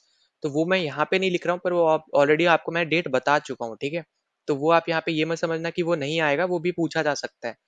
अब इसके अलावा आप देखोगे यहाँ पे, जैसे आपका अगर हम बात करें मई की, ठीक है, मई में हम लोग चलते हैं, तो थर्ड अगर आप देखोगे, थर्ड को हम लोग बेसिकली मनाते हैं यहाँ पे world press freedom day. World press freedom day हम लोग यहाँ पे मनाते हैं। ठीक है, ये बेसिकली यहाँ पे मनाया जाता है। फिर एंटी टेररिस्ट डे यहाँ पे मनाया जाता है, यहाँ पे 21 मई को एंटी टेररिज्म डे यहाँ पे मनाया जाता है आपका 21 को, ये आपको अलग से याद रख लेना है। फिर आप यहाँ पे याद रखो जो आपका वर्ल्ड बायोडाइवर्सिटी डे है, इसको आप अलग से याद रख सकते हो। वर्ल्ड बायोडाइवर्सिटी डे जो आपका है, इसको आप अलग से यहाँ पे याद रख लो। 22 को हम लोग यहाँ पे मनाते हैं। ठीक है, 22 मई को। फिर आपका यहाँ पे जो अगला इंपॉर्टेंट रहेगा वो आपका रहेगा यहाँ पे वर्ल्ड एनवायरनमेंट डे, वो आपका आ जाएगा यहाँ पे जून में। ठीक है, जून 5 को हम लोग यहाँ पे मनाते हैं world environment day, world environment day. ठीक है, फिर इसी तरीके से आपका एक रहता है यहाँ पे world food safety day, world food safety day हम लोग यहाँ पे कब मनाते हैं, तो हम लोग मनाते हैं इसको 7 जून को। ठीक है, तो ये भी आपका यहाँ पे इंपॉर्टेंट है, तो इसको भी बिल्कुल यहाँ पे नहीं भूलना है। फिर इसके अलावा आप देखोगे यहाँ पे हम जून वाले इसमें डिस्कस कर लेते हैं। फिर आपका रहेगा यहाँ पे जैसे 21 जून आपको पता है। ठीक है, 21 जून को क्या होता है आपका यहाँ पे योगा डे रहता है ना, योगा डे आपको पता ही होगा। फिर इसके अलावा आप आगे देखोगे यहाँ पे तो वर्ल्ड ओशन डे भी हम लोग यहाँ पे मनाते हैं, वर्ल्ड ओशन डे भी हम लोग यहाँ पे मनाते हैं, और ये आपका रहता है यहाँ पे 8 जून को। ठीक है, तो ये भी आपका रहेगा इम्पोर्टेंट। और जुलाई का भी हम लोग यहाँ पे एक बार देख लेते हैं इंपॉर्टेंट जो है, वरना आप एक बार हम अगले क्वेश्चन पे चलते हैं। अगला क्वेश्चन जैसे आपसे पूछ रहे हैं यहाँ पे कि हिरोशिमा डे हम लोग कब मनाते हैं। ठीक है, अब ये आपका अगस्त का है यहाँ पे, तो जुलाई हम लोग यहाँ पे ही कंप्लीट कर लेते हैं। तो यहाँ पे देखो याद रखना कि जुलाई में आपके ना कुछ इंपॉर्टेंट जो डेज हैं, उसमें एक आता है आपका कारगिल विजय दिवस। ठीक है, और इसको बिल्कुल भी आपको यहाँ पे भूलना नहीं है। ठीक है, कारगिल विजय दिवस, इसको हम लोग मनाते हैं यहाँ पे 26 जुलाई को। ठीक है, 26 जुलाई को। इसी तरीके से ना आपका एक होता है यहाँ पे हेपेटाइटिस डे, हेपेटाइटिस डे आपका रहता है यहाँ पे वर्ल्ड हेपेटाइटिस डे, और इसको हम लोग मनाते हैं 28 जुलाई को। ठीक है, 28 जुलाई को। ठीक है, जो मैं यहाँ पे रेड से लिख रहा हूँ वो सब आपके जुलाई वाले हैं। इसी तरीके से आपका नेशनल डॉक्टर्स डे भी होता है, नेशनल डॉक्टर्स डे भी आपका यहाँ पे होता है, ये भी आपको याद रख लेना। और ये आपका रहता है यहाँ पे 1 जुलाई को। ठीक है, 1 जुलाई को आपका रहता है। फिर वर्ल्ड पॉपुलेशन डे वगैरह भी यहाँ पे होते हैं, पर ऐसा वो इतना इंपॉर्टेंट नहीं है, पर याद रखना है तो याद रख सकते हो। वो आपका रहता है यहाँ पे 11 जुलाई को। ठीक है, 11 जुलाई को आपका रहता है यहाँ पे world population day, world population day. अब यहाँ पे हो सकता है इस बार आपसे पूछ लिया जाए, क्योंकि इंडिया ने अभी ओवरटेक भी किया है यहाँ पे चाइना को, तो हो सकता है शायद आपसे पूछ ले वर्ल्ड पॉपुलेशन डे कब मनाते हैं, तो 11 जुलाई को मनाते हैं, तो याद रख लेना। ना अगले क्वेश्चन पे चलते हैं। तो अगला क्वेश्चन आपको यहाँ पे पूछा जा रहा है कि जो आपका हिरोशिमा डे है ये हम लोग कब मनाते हैं। ठीक है, अब देखो जो आपका ये हिरोशिमा डे है ये आपका बहुत ज्यादा इंपॉर्टेंट हो जाता है, क्योंकि ये वो दिन है जहाँ पे यूएसए ने हिरोशिमा पर न्यूक्लियर बॉम्ब फेंका था। तो आपको जैसे पता होगा यहाँ पे कि 1945 में आपकी दो जगहों पर यूएसए ने जापान में न्यूक्लियर बॉम्ब फेंके थे, एक था आपका हिरोशिमा, ठीक है, और एक था आपका यहाँ पे नागासाकी। तो याद रखना हिरोशिमा पे फेंका था 6 अगस्त को, और नागासाकी जो आपका एक और जगह पड़ती है यहाँ पे जापान में, जहाँ पे न्यूक्लियर बॉम्ब फेंका था यूएसए ने, तो इस पे फेंका था 9 अगस्त को। तो यहाँ पे इन दोनों जगहों पे ये दोनों दिन आपको यहाँ पे याद रखने हैं। तो ये आपका है हिरोशिमा डे और ये है आपका यहाँ पे नागासाकी डे। ठीक है, तो यहाँ पे ये दोनों इंपॉर्टेंट है, तो प्लीज इसको बिल्कुल भी आपको यहाँ पे नहीं भूलना है। और नाम अगर आपसे पूछा जाए कि जो बॉम्ब फेंका गया था तो उसके नाम भी यहाँ पे रखे गए थे, तो याद रखना जो हिरोशिमा पे फेंका गया था उसका नाम था यहाँ पे लिटिल बॉय। ठीक है, जो यहाँ पे हिरोशिमा पे फेंका था उसका नाम था लिटिल बॉय। जो नागासाकी पे फेंका था इसका नाम था फैट मैन। ठीक है, ये बॉम्ब के नाम है। ठीक है, नेम है यहाँ पे किसके, बॉम्ब के। जो यहाँ पे न्यूक्लियर बॉम्ब फेंका था बेसिकली उसके ये नाम है। एक का नाम था हिरोशिमा पे जो फेंका था लिटिल बॉय, और जो आपका नागासाकी पे फेंका था उसका नाम था यहाँ पे फैट मैन। ठीक है, तो यहाँ पे इसको बिल्कुल भी आपको यहाँ पे नहीं भूलना है। अब उसके बाद अगर हम और इम्पोर्टेंट डेज की अगर हम बात करें, जैसे आपका यहाँ पे है नेशनल स्पोर्ट्स डे। ये आपका एक इम्पोर्टेंट आ जाएगा नेशनल स्पोर्ट्स डे, क्योंकि आपके बहुत सारे आजकल खेलो इंडिया वगैरह, खेलो यूनिवर्सिटी गेम्स आपके बहुत ज़्यादा होने लग गए हैं, तो आपको ये भी पता होना चाहिए। तो नेशनल स्पोर्ट्स डे जो आपका होता है ये आपका है यहाँ पे 29 अगस्त को। ठीक है, हम लोग यहाँ पे मनाते हैं, ये आपको पता होना चाहिए। बाकी जो आपका नेशनल स्पेस डे है ये भी हम पहले डिस्कस कर चुके हैं, तो वो मैं वापस से आपको यहाँ पे नहीं बताने वाला हूँ, तो वो आप ज़रूर प्रीवियस वीडियो देखोगे तो आपको पता चल जाएगा। फिर इसके अलावा अगर हम आगे चलते हैं अपने यहाँ पे सितंबर पे, तो देखो सितंबर अगर हम यहाँ पे बात करें तो हम लोग को सबसे पहले यहाँ पे देखने को मिलता है टीचर्स डे। ठीक है, टीचर्स डे हमें यहाँ पे सितंबर में हमें देखने को मिलता है और हम लोग मनाते हैं इसको यहाँ पे 5 सितंबर को, जो इम्पोर्टेंट है यहाँ से। फिर आपको अगला देखने को मिलता है जो इम्पोर्टेंट है वो है आपका यहाँ पे इंजीनियर्स डे। ठीक है, इसको इंग्लिश में समझना, चलो पूरा ही लिख दे रहा हूँ वरना यहाँ पे शायद आप इंग्लिश समझ लो। तो ये आपका है यहाँ पे इंजीनियर्स डे। ठीक है, इंजीनियर्स डे हम लोग यहाँ पे मनाते हैं 15 सितंबर को। ठीक है, फिर आपका एक होता है world ozone day. World ozone day, तो ये हम लोग मनाते हैं यहाँ पे 16 सितंबर को। तो ये आपको यहाँ पे याद रख लेना है। ठीक है, इसके अलावा आप देखोगे यहाँ पे तो कुछ कुछ और इम्पोर्टेंट रहेगा, जैसे आपका यहाँ पे वर्ल्ड टूरिज्म डे भी आपका इसी में ही होता है। वर्ल्ड टूरिज्म डे आपका यहीं पे ही होता है, तो यहाँ पे हम लोग मनाते हैं इसको 27 सितंबर को। ठीक है, तो ये आपको यहाँ पे याद रख लेना है। इसके अलावा आपका एक होता है यहाँ पे world heart day. World heart day आपका यहाँ पे होता है, इसको मनाया जाता है यहाँ पे 29 सितंबर को। ठीक, अब इसके बाद वापस से कलर चेंज कर लेते हैं। अब हम यहाँ पे डिस्कस करेंगे अक्टूबर के बारे में। ठीक है, अक्टूबर में मतलब जितने इंपॉर्टेंट है कुछ कुछ इंपॉर्टेंट देख लेते हैं। जैसे एक मैं आपको ऑलरेडी बता चुका हूँ, 8 अक्टूबर को हम लोग मनाते हैं इंडियन एयरफोर्स डे। ठीक है, ये आपको मैं पहले भी बता चुका हूँ बहुत बार। फिर वर्ल्ड फूड डे आपका यहाँ पे आता है। वर्ल्ड फूड डे आपका यहाँ पे आता है 16 अक्टूबर को हम लोग यहाँ पे मनाते हैं। ठीक है, तो ये आपको ये भी याद रख लेना है। इसके अलावा आप यहाँ पे अब हम चलते हैं वापस अपने यहाँ पे नवंबर में। ठीक है, अच्छा यहाँ पे एक और लिख लो, वो है आपका यहाँ पे 2 अक्टूबर। 2 अक्टूबर को क्या होता है, यहाँ पे महात्मा गांधी का यहाँ पे जन्मदिन था, है ना। तो इसी दिन हम बेसिकली मनाते हैं international non violence day. Non violence day, तो आपको यहाँ पे ये याद रख लेना है अलग से बस। ठीक है, फिर आपका एजुकेशन की अगर हम बात करें 14 नवंबर आपको यहाँ पे याद रहना चाहिए, चिल्ड्रंस डे आपका यहाँ पे जो होता है उसको। ठीक है, उसके बारे में तो चिल्ड्रंस डे हो गया। फिर आपका नेशनल, आपका यहाँ पे 26 को हम लोग मनाते हैं national constitution day. National constitution day, तो ये भी आपका एक इम्पॉर्टेंट दिन हो गया। फिर इसी तरीके से अगर हम बात करते हैं यहाँ पे दिसंबर की। ठीक है, दिसंबर चलो आगे लिख लेते हैं वरना यहाँ पे बहुत ज़्यादा घिचपिच हो सकती है। तो एक और आपकी आई होप हाँ स्लाइड खाली है, तो हम लोग यहाँ पे दिसंबर के कुछ इंपॉर्टेंट डेज देख लेते हैं। तो दिसंबर में आपको जैसे देखने को लेकर यहाँ पे वर्ल्ड वर्ल्ड एड डे। ठीक है, जो आपकी एड्स होती है ना, एड्स के रिलेटेड आपके यहाँ पे जो दिन है वो आपका रहता है यहाँ पे 1 दिसंबर। ठीक, फिर जो आपका यहाँ पे ये 4 दिसंबर है, इसको हम लोग ये बेसिकली आपका है यहाँ पे नेवी डे। ठीक है, इंडियन नेवी डे। तो आप इजीली तरीके से याद रख सकते हो, जैसे आप मैंने आपको बताया 15 जनवरी आपका रहता है आर्मी डे। इसका आप हाफ करोगे तो आपका 7.5 बनेगा, पर उसको राउंड ऑफ कर दो आपका बन जाएगा 8। तो इस दिन हम लोग बनाते हैं यहाँ पे एयरफोर्स डे 8 अक्टूबर को।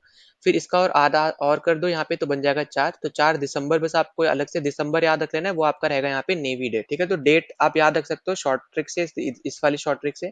बाकी आपको जनवरी, अक्टूबर और दिसंबर आपको बस अलग से यहाँ पे याद रहने चाहिए।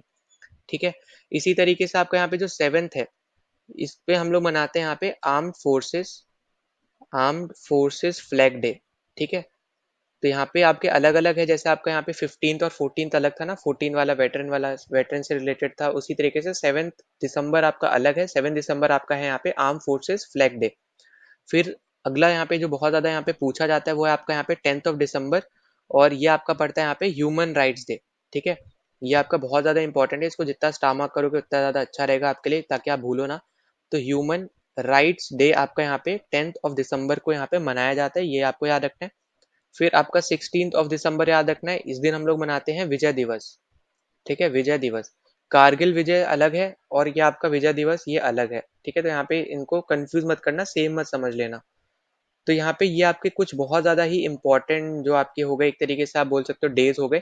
और जो आपके नेवी डे है ना, तो इस दिन आपको यहाँ पे याद रहना चाहिए, हमने यहाँ पे ट्राइडेंट ऑपरेशन बेसिकली यहाँ पे किया था, ठीक है। 1971 में हमने यहाँ पे क्या किया था, हमने ट्राइडेंट ऑपरेशन किया था, तो उसकी वजह से हम लोग यहाँ पे इसको मनाते हैं 4 दिसंबर को, ठीक है। ट्राइडेंट ऑपरेशन 1971 में जब हमने इंडिया ने बेसिकली एक तरीके से आप बोले यहाँ पे बांग्लादेश की हेल्प करी थी यहाँ पे आज़ाद होने में, तब की हम यहाँ पे बात कर रहे हैं। तो हम तब से यहाँ पे जो ऑपरेशन हमने किया, उस ऑपरेशन की वजह से हम लोग यहाँ पे इसको मनाते हैं, तो आपको ये याद रख लेना है, ठीक है।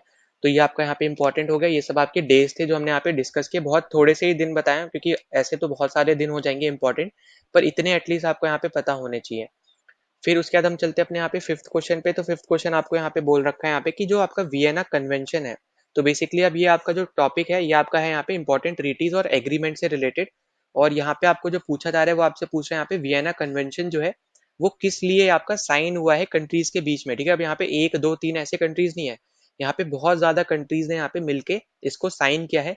तो याद रखना, इसमें बात करी जाती है प्रोटेक्शन फ्रॉम इफेक्ट्स, आपका यहाँ पे प्रोटेक्शन ऑफ ओजोन लेयर, ठीक है। प्रोटेक्शन फॉर मतलब यहाँ पे आपको एक तरीके से समझो कि जो वियना कन्वेंशन है, वियना आपको देखने को मिलेगा ऑस्ट्रिया में, और वहां पे ये साइन हुआ था, इसलिए इसका नाम है वियना कन्वेंशन, ठीक है। तो यहाँ पे जो आपको पहला नाम दिख रहा है ना वियना, बेसिकली वो सिटी का नाम है, ठीक है, जगह का नाम है। तो यहाँ पे ये साइन हुआ था ओजोन लेयर के प्रोटेक्शन के लिए, ठीक है। तो यहाँ पे ये इंपॉर्टेंट है, ये याद रख लेना। इसके अलावा जैसे आपको यहाँ पे जो बाकी चीजें दिख रही है उनको भी हम लोग यहाँ पे देख लेते हैं। जैसे आपको यहाँ पे दिख रहा है सस्टेनेबल डेवलपमेंट के लिए हम लोगों ने जो साइन किया है, ये आपका रहता है नाइरोबी, ठीक है, जो कि आपका केन्या में पड़ता है। नाइरोबी जो है आपका यहाँ पे केन्या में पड़ता है, तो इसका यहाँ पे नाम इसलिए यहाँ पे नाइरोबी यहाँ पे जुड़ा हुआ है। तो यहाँ पे ये बेसिकली एक तरीके का डिक्लेरेशन है जो यहाँ पे साइन हुआ था सस्टेनेबल डेवलपमेंट के लिए 1982 में।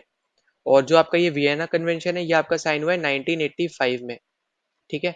फिर उसके बाद आपको दे रखा है यहाँ पे protection from effects of mercury.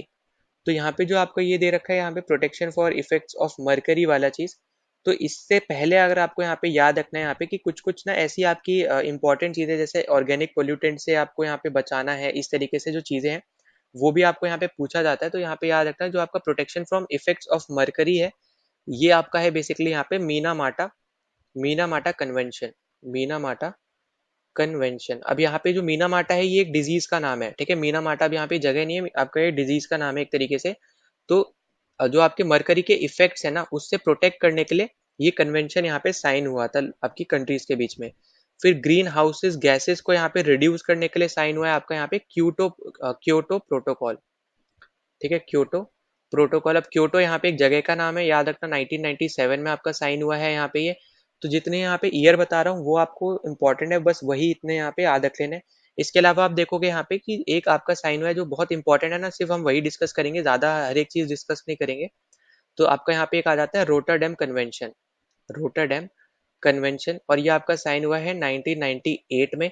इसमें बेसिकली बात करी गई है कि आपका जो इंटरनेशनल ट्रेड होती है ना, उसमें केमिकल और पेस्टिसाइड्स को कैसे एक जगह से दूसरे जगह ट्रेड करा जाए एकदम सुरक्षित तरीके से, ताकि वो लीक ना हो, ठीक है। तो यहाँ पे किससे रिलेटेड बात करी गई है, यहाँ पे बात करी गई है यहाँ पे केमिकल्स, केमिकल्स एंड आपके यहाँ पे पेस्टिसाइड्स, ठीक है, chemical and pesticides in international trade, international trade, ठीक है। इंटरनेशनल ट्रेड में किस तरीके से केमिकल एंड पेस्टिसाइड्स को इजी तरीके से प्रोटेक्शन के साथ यहाँ पे एक जगह से दूसरी जगह यहाँ पे पहुंचाया जाए। फिर आपका एक आ जाता है यहाँ पे बेसल कन्वेंशन, ठीक है, बेसल कन्वेंशन। ये आपका हुआ है 1989 में, तो ये इंपॉर्टेंट रहेगा, ये आपको याद रखना है। और ये आपका हुआ है कि जो आपके ऑर्गेनिक पोल्यूटेंट्स है उसको यहाँ पे एक तरीके से रोकने के लिए, ठीक है, ऑर्गेनिक पोल्यूटेंट्स। आप एक तरीके इसको यहाँ पे कीवर्ड याद रख सकते हो, ठीक है। तो यहाँ पे परसिस्टेंट, परसिस्टेंट ऑर्गेनिक पोल्यूटेंट के लिए आपका यहाँ पे ये हुआ है, ठीक। तो यहाँ पे आपको ये याद रख लेना इंपॉर्टेंट जो रहेगा यहाँ पे। इसके अलावा आप यहाँ पे देखोगे तो ग्लोबल वार्मिंग के लिए आपका यहाँ पे जो कॉप की मीटिंग होती थी, वहां पे आपका एक पेरिस एग्रीमेंट साइन हुआ था। ये तो आपका यहाँ पे बहुत ज्यादा पुराना भी नहीं है, तो यहाँ पे ये आपको याद रहना चाहिए, वो है आपका यहाँ पे पेरिस एग्रीमेंट आपका यहाँ पे साइन हुआ था COP21 की मीटिंग में।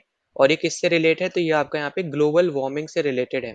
ठीक है, ग्लोबल वार्मिंग से रिलेटेड है, तो आपको यहाँ पे ये याद रख लेना, ये आपका रहेगा यहाँ पे सबसे ज्यादा इंपॉर्टेंट एक और आपका कन्वेंशन। ठीक है, इसी तरीके से आपका एक रहा था यहाँ पे रियो डिक्लेरेशन। अब रियो आपका ब्राजील में एक जगह का नाम है, तो ये याद रख लेना अलग से। और रियो डिक्लेरेशन आपका जो हुआ है, ये आपका हुआ है 1992 में। ठीक है, और ये आपका यहाँ पे बेसिकली बताता है, इसको हम लोग एक तरीके से आप बोलो यहाँ पे इसको बोलते हैं अर्थ समिट। ठीक है, अर्थ समिट। या फिर आप इसमें देखोगे यहाँ पे ना इन्वायरमेंट से रिलेटेड यहाँ पे कुछ स्टेप्स यहाँ पे उठाए गए, उसके डेवलपमेंट से रिलेटेड यहाँ पे कुछ स्टेप्स यहाँ पे उठाए गए हैं रियो डिक्लेरेशन में। तो बस इतनी चीज आपको यहाँ पे याद रख लेनी है। इसके अलावा आपका एक और इम्पोर्टेंट रहेगा, वो है आपका यहाँ पे मॉन्ट्रियल प्रोटोकॉल। मॉन्ट्रियल भी एक जगह का नाम है जो आपके कनाडा के अंदर पड़ती है, ये आपका 1987 में हुआ है। और इसके अलावा आपको याद रखना है कि इसमें बेसिकली ये जो साइन किया गया है, ये साइन किया गया है कंट्रोल करने के लिए ओजोन को। ठीक है, ओजोन जो आपका डिप्लीशन हो रहा है ना, तो ओजोन लेयर का जो डिप्लीशन हो रहा है, जो सब्सटेंसेस की वजह से यहाँ पे हो रहा है ओजोन का डिप्लीशन, उसको कंट्रोल करने के लिए यहाँ पे बात करी गई है। ठीक है, कंट्रोल ओजोन डिप्लीटिंग सब्सटेंसेस। ठीक है, जिस भी सब्सटेंसेस से आपकी ओजोन लेयर खत्म हो रही है या फिर कम होती जा रही है, आप ऐसे याद रख लो, तो उस सब सब्सटेंसेस को यहाँ पे कंट्रोल करने की यहाँ पे बात करी गई है इस पर्टिकुलर कन्वेंशन में। इसके अलावा आपका यहाँ पे एक आ जाता है स्टॉकहोम कन्वेंशन। ठीक है, स्टॉकहोम आपका यहाँ पे एक और जगह है, यहाँ पे ये आपको याद रख लेना अलग से। और ये आपका जो हुआ है, ये आपका 1972 में हुआ है, ये आपको पता होना चाहिए। ठीक है, इसके अलावा आप यहाँ पे देखोगे, बस इतना आपको यहाँ पे पता होना चाहिए। और इसके थ्रू जो आपका है ना, आपकी यूएनईपी फॉर्म हुई थी। ठीक है, अब यूएनईपी बेसिकली आपकी इन्वायरमेंट से रिलेटेड आपकी एक आप बोल सकते हो एक तरीके से ऑर्गेनाइजेशन, आप बोल लो एक तरीके से सिंपल टर्म में। और ये आप एक सिंपल टर्म में ऐसा बोल सकते हो इन्वायरमेंट से रिलेटेड है, और जिसका हेडक्वार्टर आपको नाइरोबी केन्या में आपको देखने को मिलेगा। ठीक है, तो इतना आपको बस यहाँ पे याद रख लेना, ये आपका यहाँ पे यूएनईपी फॉर्म हुई है। फिर आपका एक बस लास्ट आपका बचा है इससे रिलेटेड, वो है आपका यहाँ पे रामसर कन्वेंशन। ठीक है, रामसर कन्वेंशन। अब रामसर साइट्स आपको जैसे पता होगा, आपने सुन रखी होंगी। तो ये बेसिकली ना वेटलैंड से रिलेटेड आपका कन्वेंशन था, और ये आपका साइन हुआ था 1971 में। ठीक है, और रामसर आपकी ईरान में एक जगह है। ठीक है, ईरान में जगह का नाम है, तो वहां पे ये साइन हुआ था, तो ये आपको बस पता होना चाहिए। और रामसर साइट्स आपकी इंडिया में भी बहुत सारी है, वो हमने पहले भी यहाँ पे बहुत सारी डिस्कस कर रखी है। तो अगर आपने नहीं देख रखी है पिछले वीडियोस, तो जरूर जाके देख लो, वहाँ पे हमने बहुत सारे आपके ज्योग्राफी से जो डायरेक्ट आपके स्टैटिक बेस्ड मैप बेस्ड जो क्वेश्चंस आते हैं, वो सब हमने यहाँ पे कवर अप किए हैं। ठीक है, अलग अलग।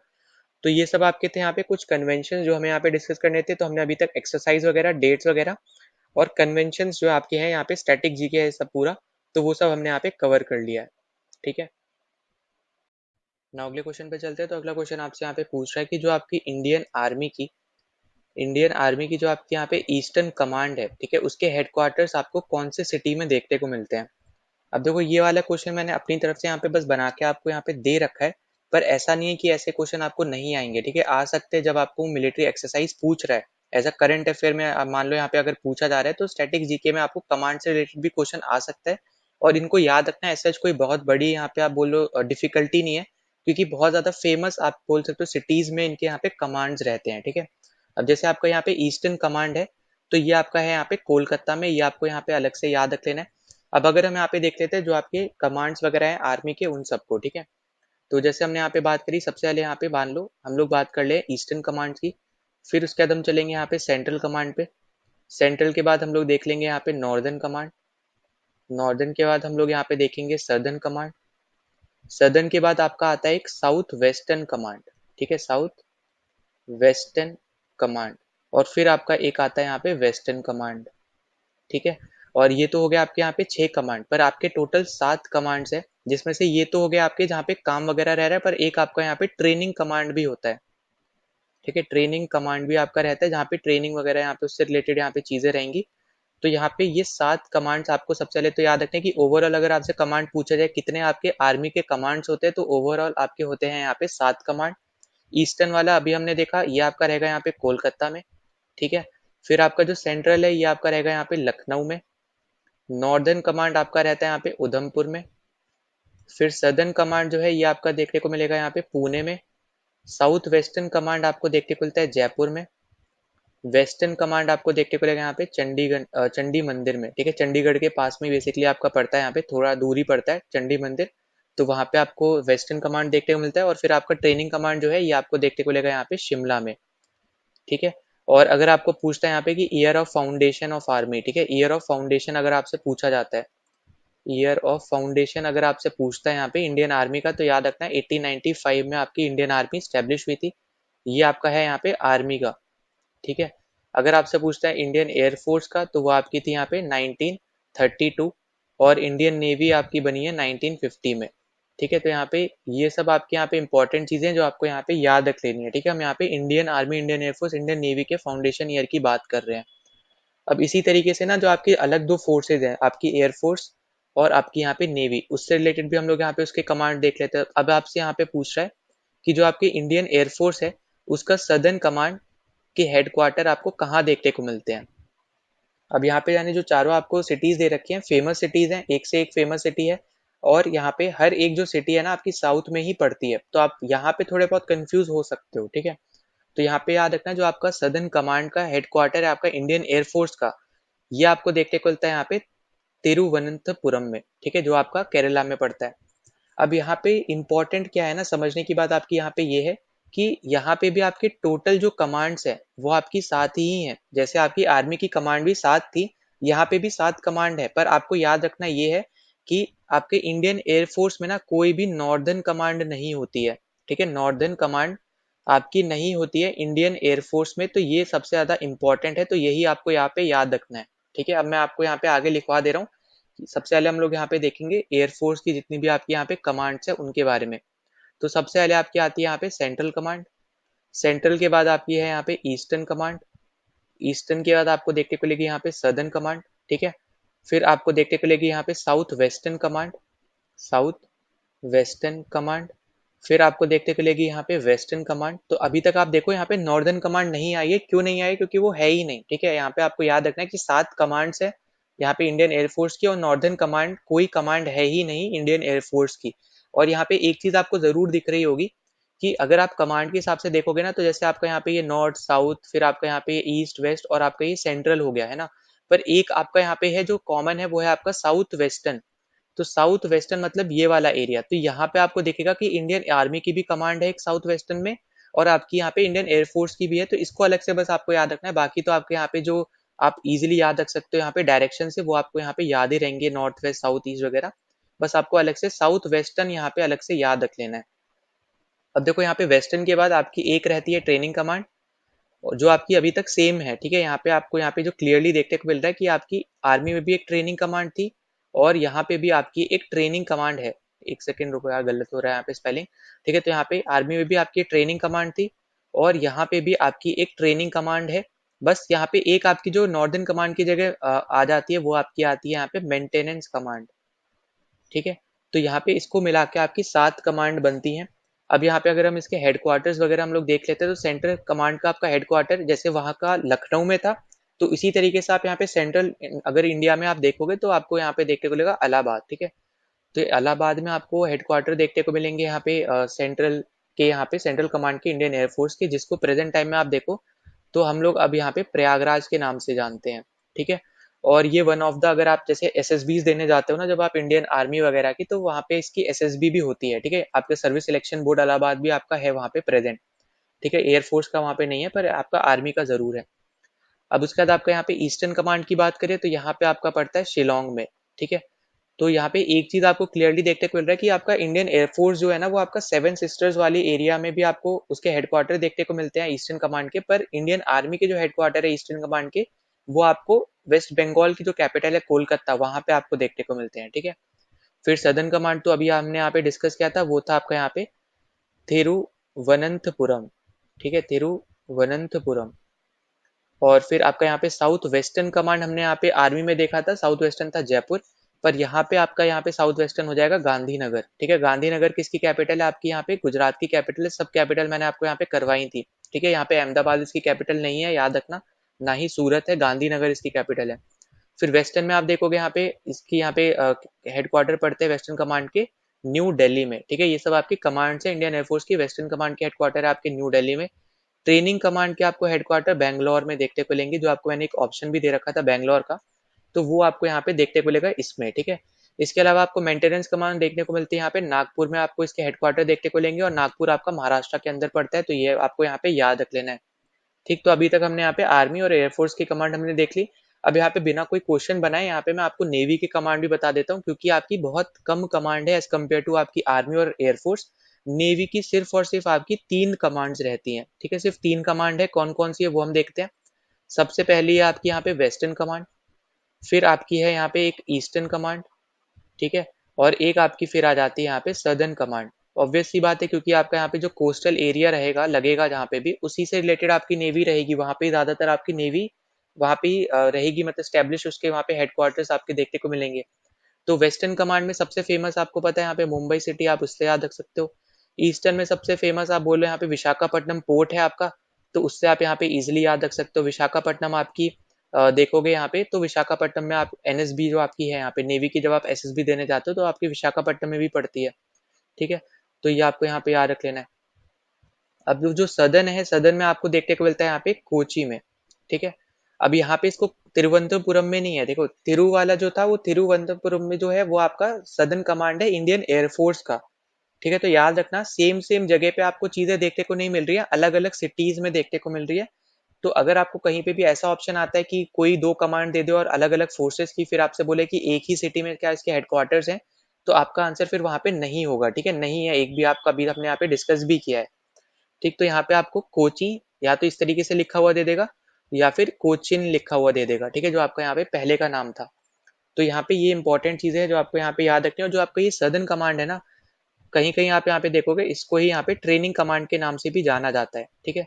तो या तो आपको सदर्न कमांड दे देगा लिखा हुआ, या फिर इसको आप देखोगे यहाँ पे ट्रेनिंग कमांड आपसे पूछ लेगा, तो दोनों का आंसर आपका कोची ही रहेगा, ठीक है। इसी का यहाँ पे बेसिकली अलग नाम है, ये मत समझना दो अलग कमांड है, नहीं, एक ही कमांड है। कहीं कहीं आपको सदर्न कमांड देखने को मिलेगा यहाँ पे, कहीं कहीं लिखा हुआ ट्रेनिंग कमांड देखने को मिलेगा। तो ये आपका पास यहाँ पे इंपॉर्टेंट रहेगा, इंपॉर्टेंट चीज जो है, ठीक है।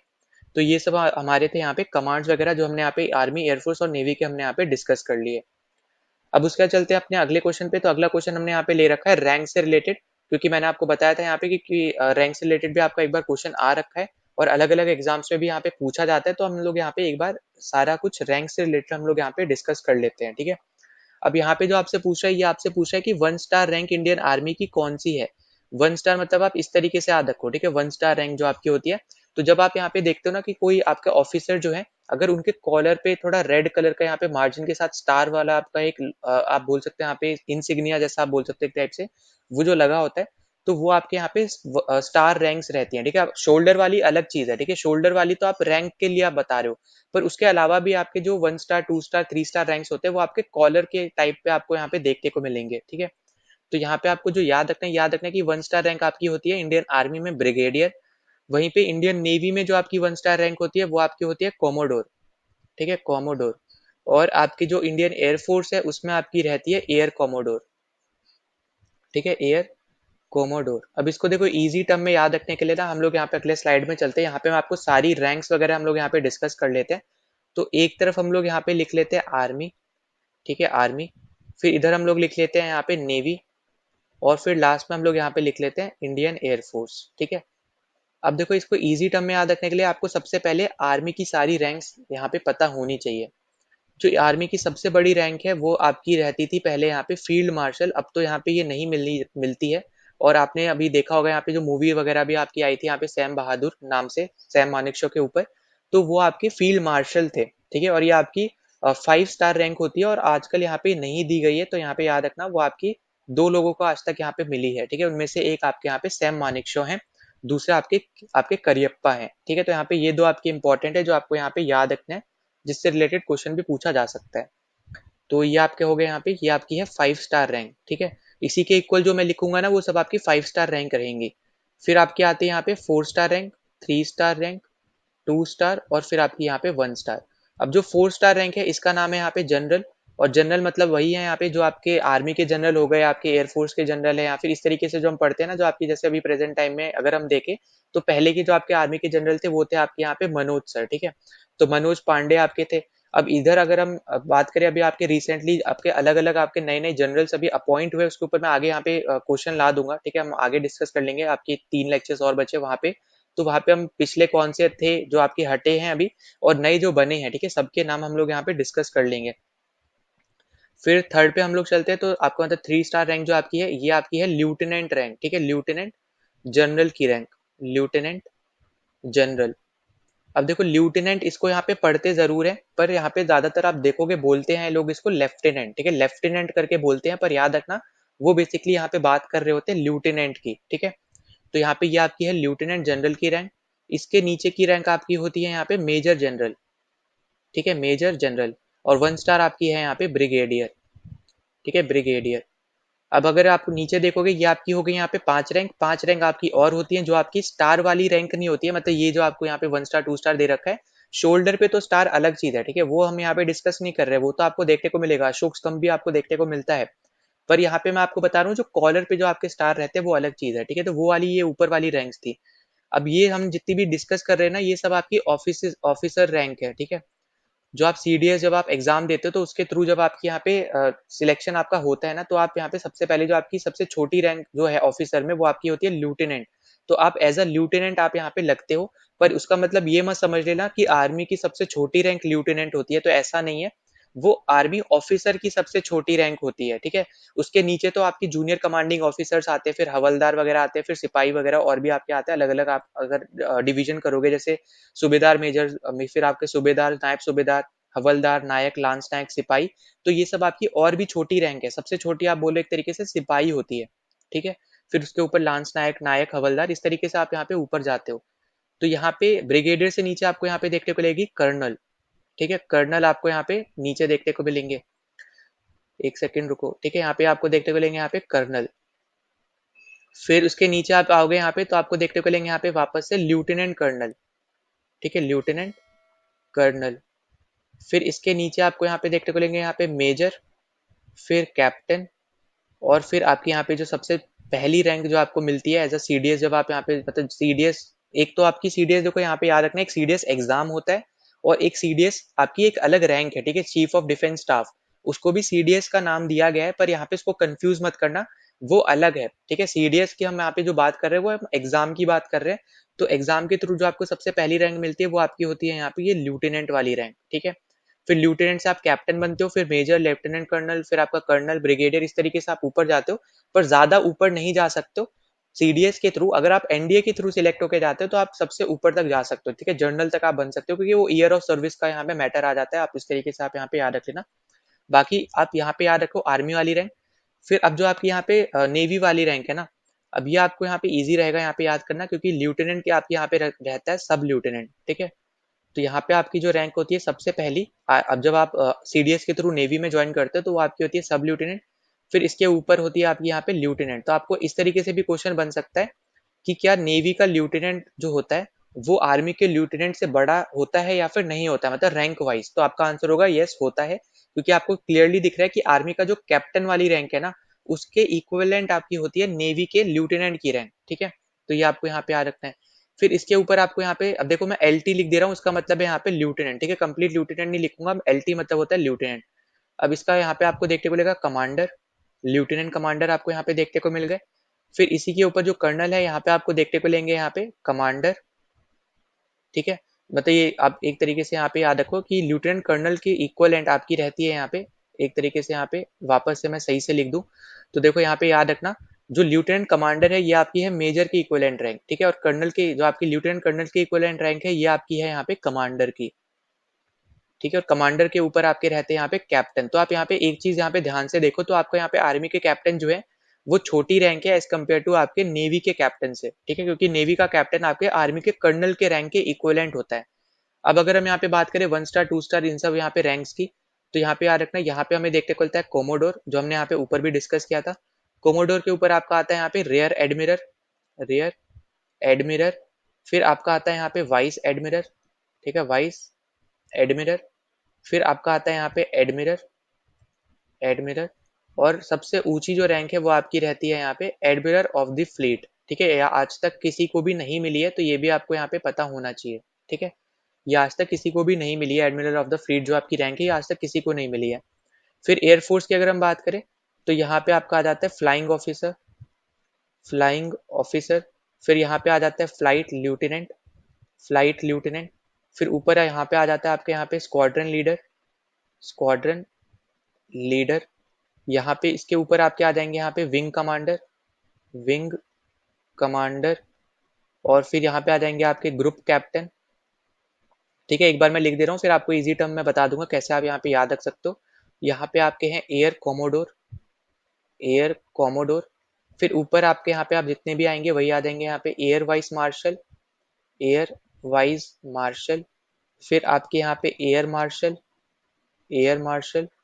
फिर आपके यहाँ पे एयर चीफ मार्शल, जो आपके हेड होते हैं यहाँ पे इंडियन एयरफोर्स के। अभी के टाइम पे अगर आप रैंक देखोगे उसके हिसाब से, क्योंकि हाईएस्ट जो आपकी 5 स्टार रैंक है ये तो आपकी यहाँ पे हट चुकी है अब। ये आपका होता है यहाँ पे, होता था पहले marshal of the Indian air force. अब देखो याद रखने के लिए आपको याद रखना है कि पहले आपको आर्मी की सारी रैंक याद रहनी चाहिए, उसके इक्वलेंट आप यहाँ पे इजी टर्म में याद रख सकते हो। यहाँ पे सब ल्यूटेनेंट, ल्यूटेनेंट से आप यहाँ पे शुरू करके फिर कैप्टन आपकी यहाँ पे याद रहती है नेवी में। तो इसके थ्रू आप यहाँ पे याद रख सकते हो नेवी की रैंक। और नेवी में आप देखोगे ना, नेवी की जो रैंक के नाम है वो आपके थोड़े बहुत सिमिलर है आपके इंडियन एयरफोर्स के नाम से। जैसे फॉर एग्जाम्पल आपका ल्यूटेनेंट यहाँ पे है तो इसी के इक्वलेंट इससे पहले आप लगा दो यहाँ पे फ्लाइट ल्यूटेनेंट। ठीक है, फिर आपका यहाँ पे कमांडर है तो यहाँ पे इससे पहले लगा दो आप यहाँ पे विंग कमांडर। ठीक है, तो इससे बन जाएगा विंग कमांडर। फिर यहाँ पे कैप्टन की रैंक है तो इससे पहले आप लगा दो ग्रुप, तो ये आपका बन जाएंगे यहाँ पे ग्रुप कैप्टन। फिर कोमोडोर के आगे लगा दो एयर, तो एयर कोमोडोर बन जाएंगे। तो इस तरीके से आप यहाँ पे चीजें याद रख सकते हो। अब यहाँ पे ये क्वेश्चन आना थोड़ा मुश्किल सा है कि यहाँ पे आपसे ऐसा पूछ ले कि इक्विवेलेंट रैंक कौन सी होती है इस तरीके से। पर यहाँ पे कुछ बोला नहीं जा सकता क्योंकि स्टैटिक जीके है, तो यहाँ पे आपसे पूछने को वो कुछ भी पूछ सकता है, क्योंकि शिफ्ट तो आपकी बहुत सारी होती है, आपकी बहुत सारे एग्जाम भी है रेलवे के। तो किसी ना किसी एग्जाम में पूछा भी है, जरूर जा सकता है। ठीक है, तो यहाँ पे इसके स्क्रीनशॉट तो आपको लेना है तो ले सकते हो, वरना आपको जब पीडीएफ मिलेगी तो इसको एक बार यहाँ पे जरूर गो थ्रू कर लेना। ना अगले क्वेश्चन पे चलते हैं। तो अगला क्वेश्चन आपका यहाँ पे कंप्यूटर से पूछा हुआ है। तो यहाँ पे आपसे पूछा गया है कि what is the smallest memory unit.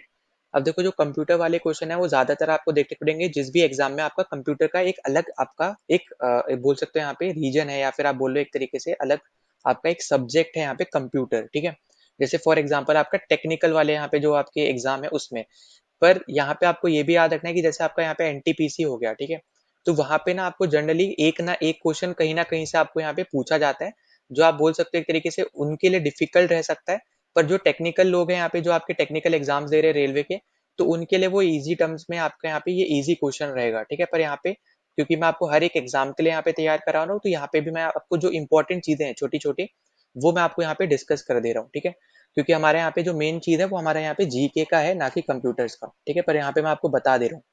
अब यहाँ पे सबसे पहले तो आपको यहाँ पे ये याद रखना है कि जब भी कंप्यूटर की बात होती है ना, तो हम इनपुट जो करते हैं वो हम करते हैं हमेशा डेटा को। ठीक है, हम डेटा को हमेशा इनपुट करते हैं, और आउटपुट जो हमें यहाँ पे मिलता है वो हमें मिलती है इंफॉर्मेशन। ठीक है, तो यहाँ पे ये इंपॉर्टेंट पॉइंट है, तो यहाँ पे याद रखना। इनपुट जब भी हम करते हैं तो हम जो इनपुट करते हैं यहाँ पे वो हम करते हैं डेटा, पर जो आउटपुट हमें मिलता है उसको हम बोलते हैं यहाँ पे इंफॉर्मेशन। ठीक है, फिर इसके अलावा आपको यहाँ पे याद रखना है कि जो आपको यहाँ पे सीपीयू होता है, ये आपकी 3 चीजों से बना होता है। एक आपका होता है यहाँ पे एएलयू, ठीक है, एक आपका होता है यहाँ पे सीयू, और एक आपका होता है यहाँ पे MU, memory unit, control unit, और आपका अर्थमेटिक लॉजिक यूनिट। ठीक है, तो आपका बनता है यहाँ पे कंट्रोल, आपका यहाँ पे सीपीयू। फिर उसके अलावा फिर हम आगे बात करते हैं यहाँ पे मेमोरी यूनिट की। तो जो सबसे छोटी आपकी मेमोरी यूनिट होती है वो आपकी होती है यहाँ पे बिट। ठीक है, तो याद रखना सबसे छोटी आपकी बिट होती है। फिर उसके बाद आपको यहाँ पे देखने को लेगा निब्बल, और फिर आपका आता है यहाँ पे बाइट। ठीक है, जो बिट होती है इसमें जब आप 4 बिट बनाते हो, ठीक है, 4 बिट का यहाँ पे जो साइज रहेगा वो बेसिकली आपका निबल रहता है, और जो 8 बिट रहती है वो आप यहाँ पे बोलते हो वो आपकी बनती है बाइट। ठीक है, तो याद रखना बिट से आप जब 4 बिट आपकी बनती है तब आप उसको बोलते हो निबल, और 8 बिट वाली चीज को आप बोलोगे यहाँ पे बाइट। फिर यहाँ पे जो आपके कुछ इंपॉर्टेंट मेमोरी यूनिट्स वगैरह है ना, उनके ऊपर आपको पता होना चाहिए। तो शॉर्ट ट्रिक्स आप यहाँ पे याद रख सकते हो, और शॉर्ट ट्रिक आप यहाँ पे क्या याद रख सकते हो, कल मेरे घर, कल मेरे घर तेरे पापा एक्स्ट्रा चीज लाए। ठीक है, तो इससे आप यहाँ पे ये याद रख सकते हो। अब कैसे याद रख सकते हो, क्या क्या है इसका मतलब, वो हम देख लेते हैं। अब ये आपको याद रखना है, ये आपका है शॉर्ट ट्रिक, कल मेरे घर तेरे पापा एक्स्ट्रा चीज लाए। ठीक है, यहाँ पे है ये आपका है चीज, ठीक है, चीज है ये। अब जो कल से आपका बन रहा है ना, ये आपका बेसिकली है यहाँ पे केबी। और ये अब हम यहाँ पे बात करेंगे आफ्टर बाइट, ठीक है, ये आपका आफ्टर बाइट वाली चीजें हैं, क्योंकि यहाँ पे जो इसका फुल फॉर्म होगा ना, ये आपका रहेगा यहाँ पे किलो बाइट, ठीक है, किलो बाइट आपका इसका फुल फॉर्म रहेगा। फिर एम बी आपका यहाँ पे रहेगा, इसका फुल फॉर्म रहेगा यहाँ पे मेगा बाइट, ठीक है, मेगा बाइट। फिर ये आपका बनेगा यहाँ पे जीबी, जो आपका बनेगा यहाँ पे gigabyte, gigabyte. T से आपका बन जाएगा यहाँ पे टीबी, जो बनेगा यहाँ पे टेरा बाइट, ठीक है, टेरा बाइट। फिर पी से आपका बन जाएगा यहाँ पे पीबी, जो बन जाता है आपका यहाँ पे पेटा बाइट, पेटा बाइट। फिर ई बी आपका बन जाएगा, जिससे आपका बन जाता है यहाँ पे एक्सा बाइट, ठीक है। फिर आपका यहाँ पे बन जाएगा, अब ये जो आपका सी है ना, सी नहीं बनेगा यहाँ पे, याद रखना। अब यहाँ पे आपको जो बनेगा वो आपका बनेगा जेड से, ठीक है। तो ये बनेगा यहाँ पे जेड बी, और यहाँ पे बनेगा ये वाई बी। तो जेड से आपका बन जाएगा यहाँ पे ये जेटा बाइट, जेटा बाइट। और वाई से आपका बनेगा यहाँ पे ये यूटा बाइट, ठीक है, यूटा बाइट। तो यहाँ पे ये बेसिकली आपका सीक्वेंस रहता है, सबसे पहला बिट, फिर आपका निब्बल, फिर बाइट, फिर kilobyte, megabyte, gigabyte, terabyte, petabyte, फिर एक्साबाइट, येटाबाइट, मतलब जेटाबाइट, फिर यूटाबाइट, ठीक है। तो ये आपका सीक्वेंस रहता है, हाई मतलब लोएस्ट से हाईएस्ट, हाईएस्ट आपका यूटा रहेगा इस तरफ में। फिर अब थोड़ा बहुत छोटा छोटा चीज हम लोग देख लेते हैं, जैसे आपको पता होगा यहाँ पे जो आपके मॉनिटर रहता है, ये आपका क्या होता है, ये आउटपुट डिवाइस रहता है। तो ये आपका क्या होता है, यहाँ पे ये आउटपुट डिवाइस रहता है, ये आपको पता होना चाहिए। फिर जो आपका यहाँ पे ये कीबोर्ड रहता है, जिससे आप यहाँ पे टाइप वगैरह करते हो, आपको पता होगा ये सब आपके यहाँ पे इनपुट डिवाइस है। इसी तरीके से जो आपका माउस होता है, माउस भी आपका एक इनपुट डिवाइस होता है ना। ये तो आपकी छोटी छोटी चीजें हैं। अब जो प्रिंटर होता है, प्रिंटर आपका यहाँ पे होता है एक आउटपुट डिवाइस, ये आपको याद रखना है। अब इसी तरीके से ना स्टोरेज डिवाइसेस भी आपके रहते हैं, जैसे आपका रहता है यहाँ पे एच जो आप यहाँ पे जब भी लैपटॉप वगैरह खरीदते हो, या फिर कोई भी आप यहाँ पे कंप्यूटर वगैरह खरीद रहे हो, तो उसमें आप देखते हो ना कितना स्टोरेज वगैरह है। तो यहाँ पे दो तरीके के स्टोरेज आपको देखने को मिलते हैं। एक होता है आपका यहाँ पे एच जो आप यहाँ पे देखोगे, इसका फुल फॉर्म है यहाँ पे हार्ड डिस्क ड्राइव, ठीक है, हार्ड डिस्क ड्राइव इसका यहाँ पे फुल फॉर्म है। और एक आपका रहता है यहाँ पे एस एस डी, ठीक है, एस एस डी आपका यहाँ पे दूसरा रहता है। और इसका यहाँ पे जो फुल फॉर्म है, इसका फुल फॉर्म है आपका यहाँ पे सॉलिड स्टेट ड्राइव, ठीक है। अगर आपसे यहाँ पे ये पूछा जाता है कि इन दोनों में महंगा कौन सा होता है, तो याद रखना यहाँ पे आपका एस एस डी जो होता है, ये आपका यहाँ पे मैक्सिमम आप बोल सकते हो यहाँ पे महंगा रहता है, ठीक है। प्रॉफिट में आप मतलब यहाँ पे आप एक तरीके से बोलो यहाँ पे कि यहाँ पे ये हाई प्राइस का रहता है, ठीक है। यहाँ पे आपका क्या रहता है, ये हाई प्राइस का रहता है, इस तरीके से याद रखना आपका एसएसडी जो है। और ये हमेशा कम साइज का रहेगा, ठीक है, लेस साइज आपको यहाँ पे देखने को मिलेगा। और लेस साइज आपका मैक्सिमम प्राइस का रहेगा, ठीक है, लेस साइज रहेगा। यहाँ पे आपको ज्यादा साइज देखने को मिलता है, कम प्राइस भी है। और ये फास्ट रहता है, आपका एसएसडी जो है यहाँ पे ये फास्ट रहता है, और ये आपका स्लो रहता है एज कम्पेयर टू आपका एसएसडी, ठीक है। तो यहाँ पे ये तीन चीजें जो है ये आपको याद रखनी है। और ये आपका चीप रहता है, जैसे हमने बोला, ये आपका हाई प्राइस है तो ये आपका चीप हो गया, ये आपका फास्ट है तो ये आपका एच डी डी जो है आपका स्लो हो गया। और ये आपका लेस साइज है, तो यहाँ पे आपका जो साइज रहेगा, यहाँ पे आपको बहुत ज्यादा साइज देखने को मिलता है एच डी डी के केस में, जब हम यहाँ पे बात करते हैं, ठीक है। नाउ अगले क्वेश्चन पे चलते हैं। तो अगला क्वेश्चन आपसे पूछा कि what is the full form of DVD, ठीक है। तो यहाँ पे फुल फॉर्म है। तो यहाँ पे फुल फॉर्म जो आपसे बेसिकली पूछी जा रही है डीवीडी की, यहाँ पे पूछी जा रही है, तो आपको देखो यहाँ पे याद रखना है कुछ इंपॉर्टेंट, आपको मैं यहाँ पे फुल फॉर्म्स कराऊंगा। तो यहाँ पे सबसे पहले जो आपको यहाँ पे डीवीडी की फुल फॉर्म आपसे जो पूछी जा रही है, इसका आंसर रहने वाला है यहाँ पे अपना सेकंड ऑप्शन, ठीक है, डिजिटल वर्सेटाइल डिस्क अपना यहाँ पे आंसर रहेगा। तो यहाँ पे इसको अलग से मार्क कर लेना। अब इसके अलावा आपको यहाँ पे जैसे पता होना चाहिए सीपीयू की, आपको फुल फॉर्म पता होना चाहिए यहाँ पे। तो इसकी फुल फॉर्म होती है यहाँ पे central processing unit, central processing unit इसकी यहाँ पे फुल फॉर्म होती है। तो इसको अलग से यहाँ पे नोट डाउन कर लेना। फिर आपका यहाँ पे एच डी डी और आपका एस डी मतलब एस एस डी आपको मैं ऑलरेडी यहाँ पे पिछले क्वेश्चन में करा चुका हूँ। इसके अलावा अलावा आपका रहता है यहाँ पे रैम और रोम, ठीक है। रैम आपका रहता है यहाँ पे random access memory, random access memory, ठीक है। इसी तरीके से जो आपका रोम होता है, ये आपका होता है यहाँ पे read only memory, read only memory, ठीक है। ओएस आपको कहीं पे भी लिखा हुआ मिल जाए, इसका मतलब होता है यहाँ पे ऑपरेटिंग सिस्टम, ऑपरेटिंग सिस्टम, ठीक है। इसी तरीके से आपको अगर कहीं पे पीसी लिखा हुआ मिल रहा है, तो वो आपका होता है यहाँ पे personal, personal computer, personal computer. फिर आपका यहाँ पे कुछ एरिया नेटवर्क्स होते हैं, जैसे आपका यहाँ पे वैन हो गया, इसका मतलब होता है यहाँ पे wide area network, wide area network, ठीक है। इसी तरीके से आपका एक होता है यहाँ पे लैन, जो आपका होता है यहाँ पे local area network, local area network. तो ये आपको यहाँ पे याद रख लेना है, ठीक है। फिर अगर हम यहाँ पे आगे बात करें, अपना अगला आ जाएगा यहाँ पे यूएसबी, ठीक है। अब यूएसबी का यहाँ पे जो फुल फॉर्म है, इसका फुल फॉर्म है यहाँ पे यूनिवर्सल सीरियल बस। यूनिवर्सल सीरियल बस इसका यहाँ पे फुल फॉर्म हो जाएगा यूएसबी का। फिर आपका यहाँ पे एक इम्पॉर्टेंट है, वो है आपका यहाँ पे आईसी। तो आईसी का फुल फॉर्म होता है यहाँ पे इंटीग्रेटेड सर्किट, ठीक है। इंटीग्रेटेड सर्किट इसका यहाँ पे फुल फॉर्म रहता है, तो ये भी आपको यहाँ पे याद रख लेना है।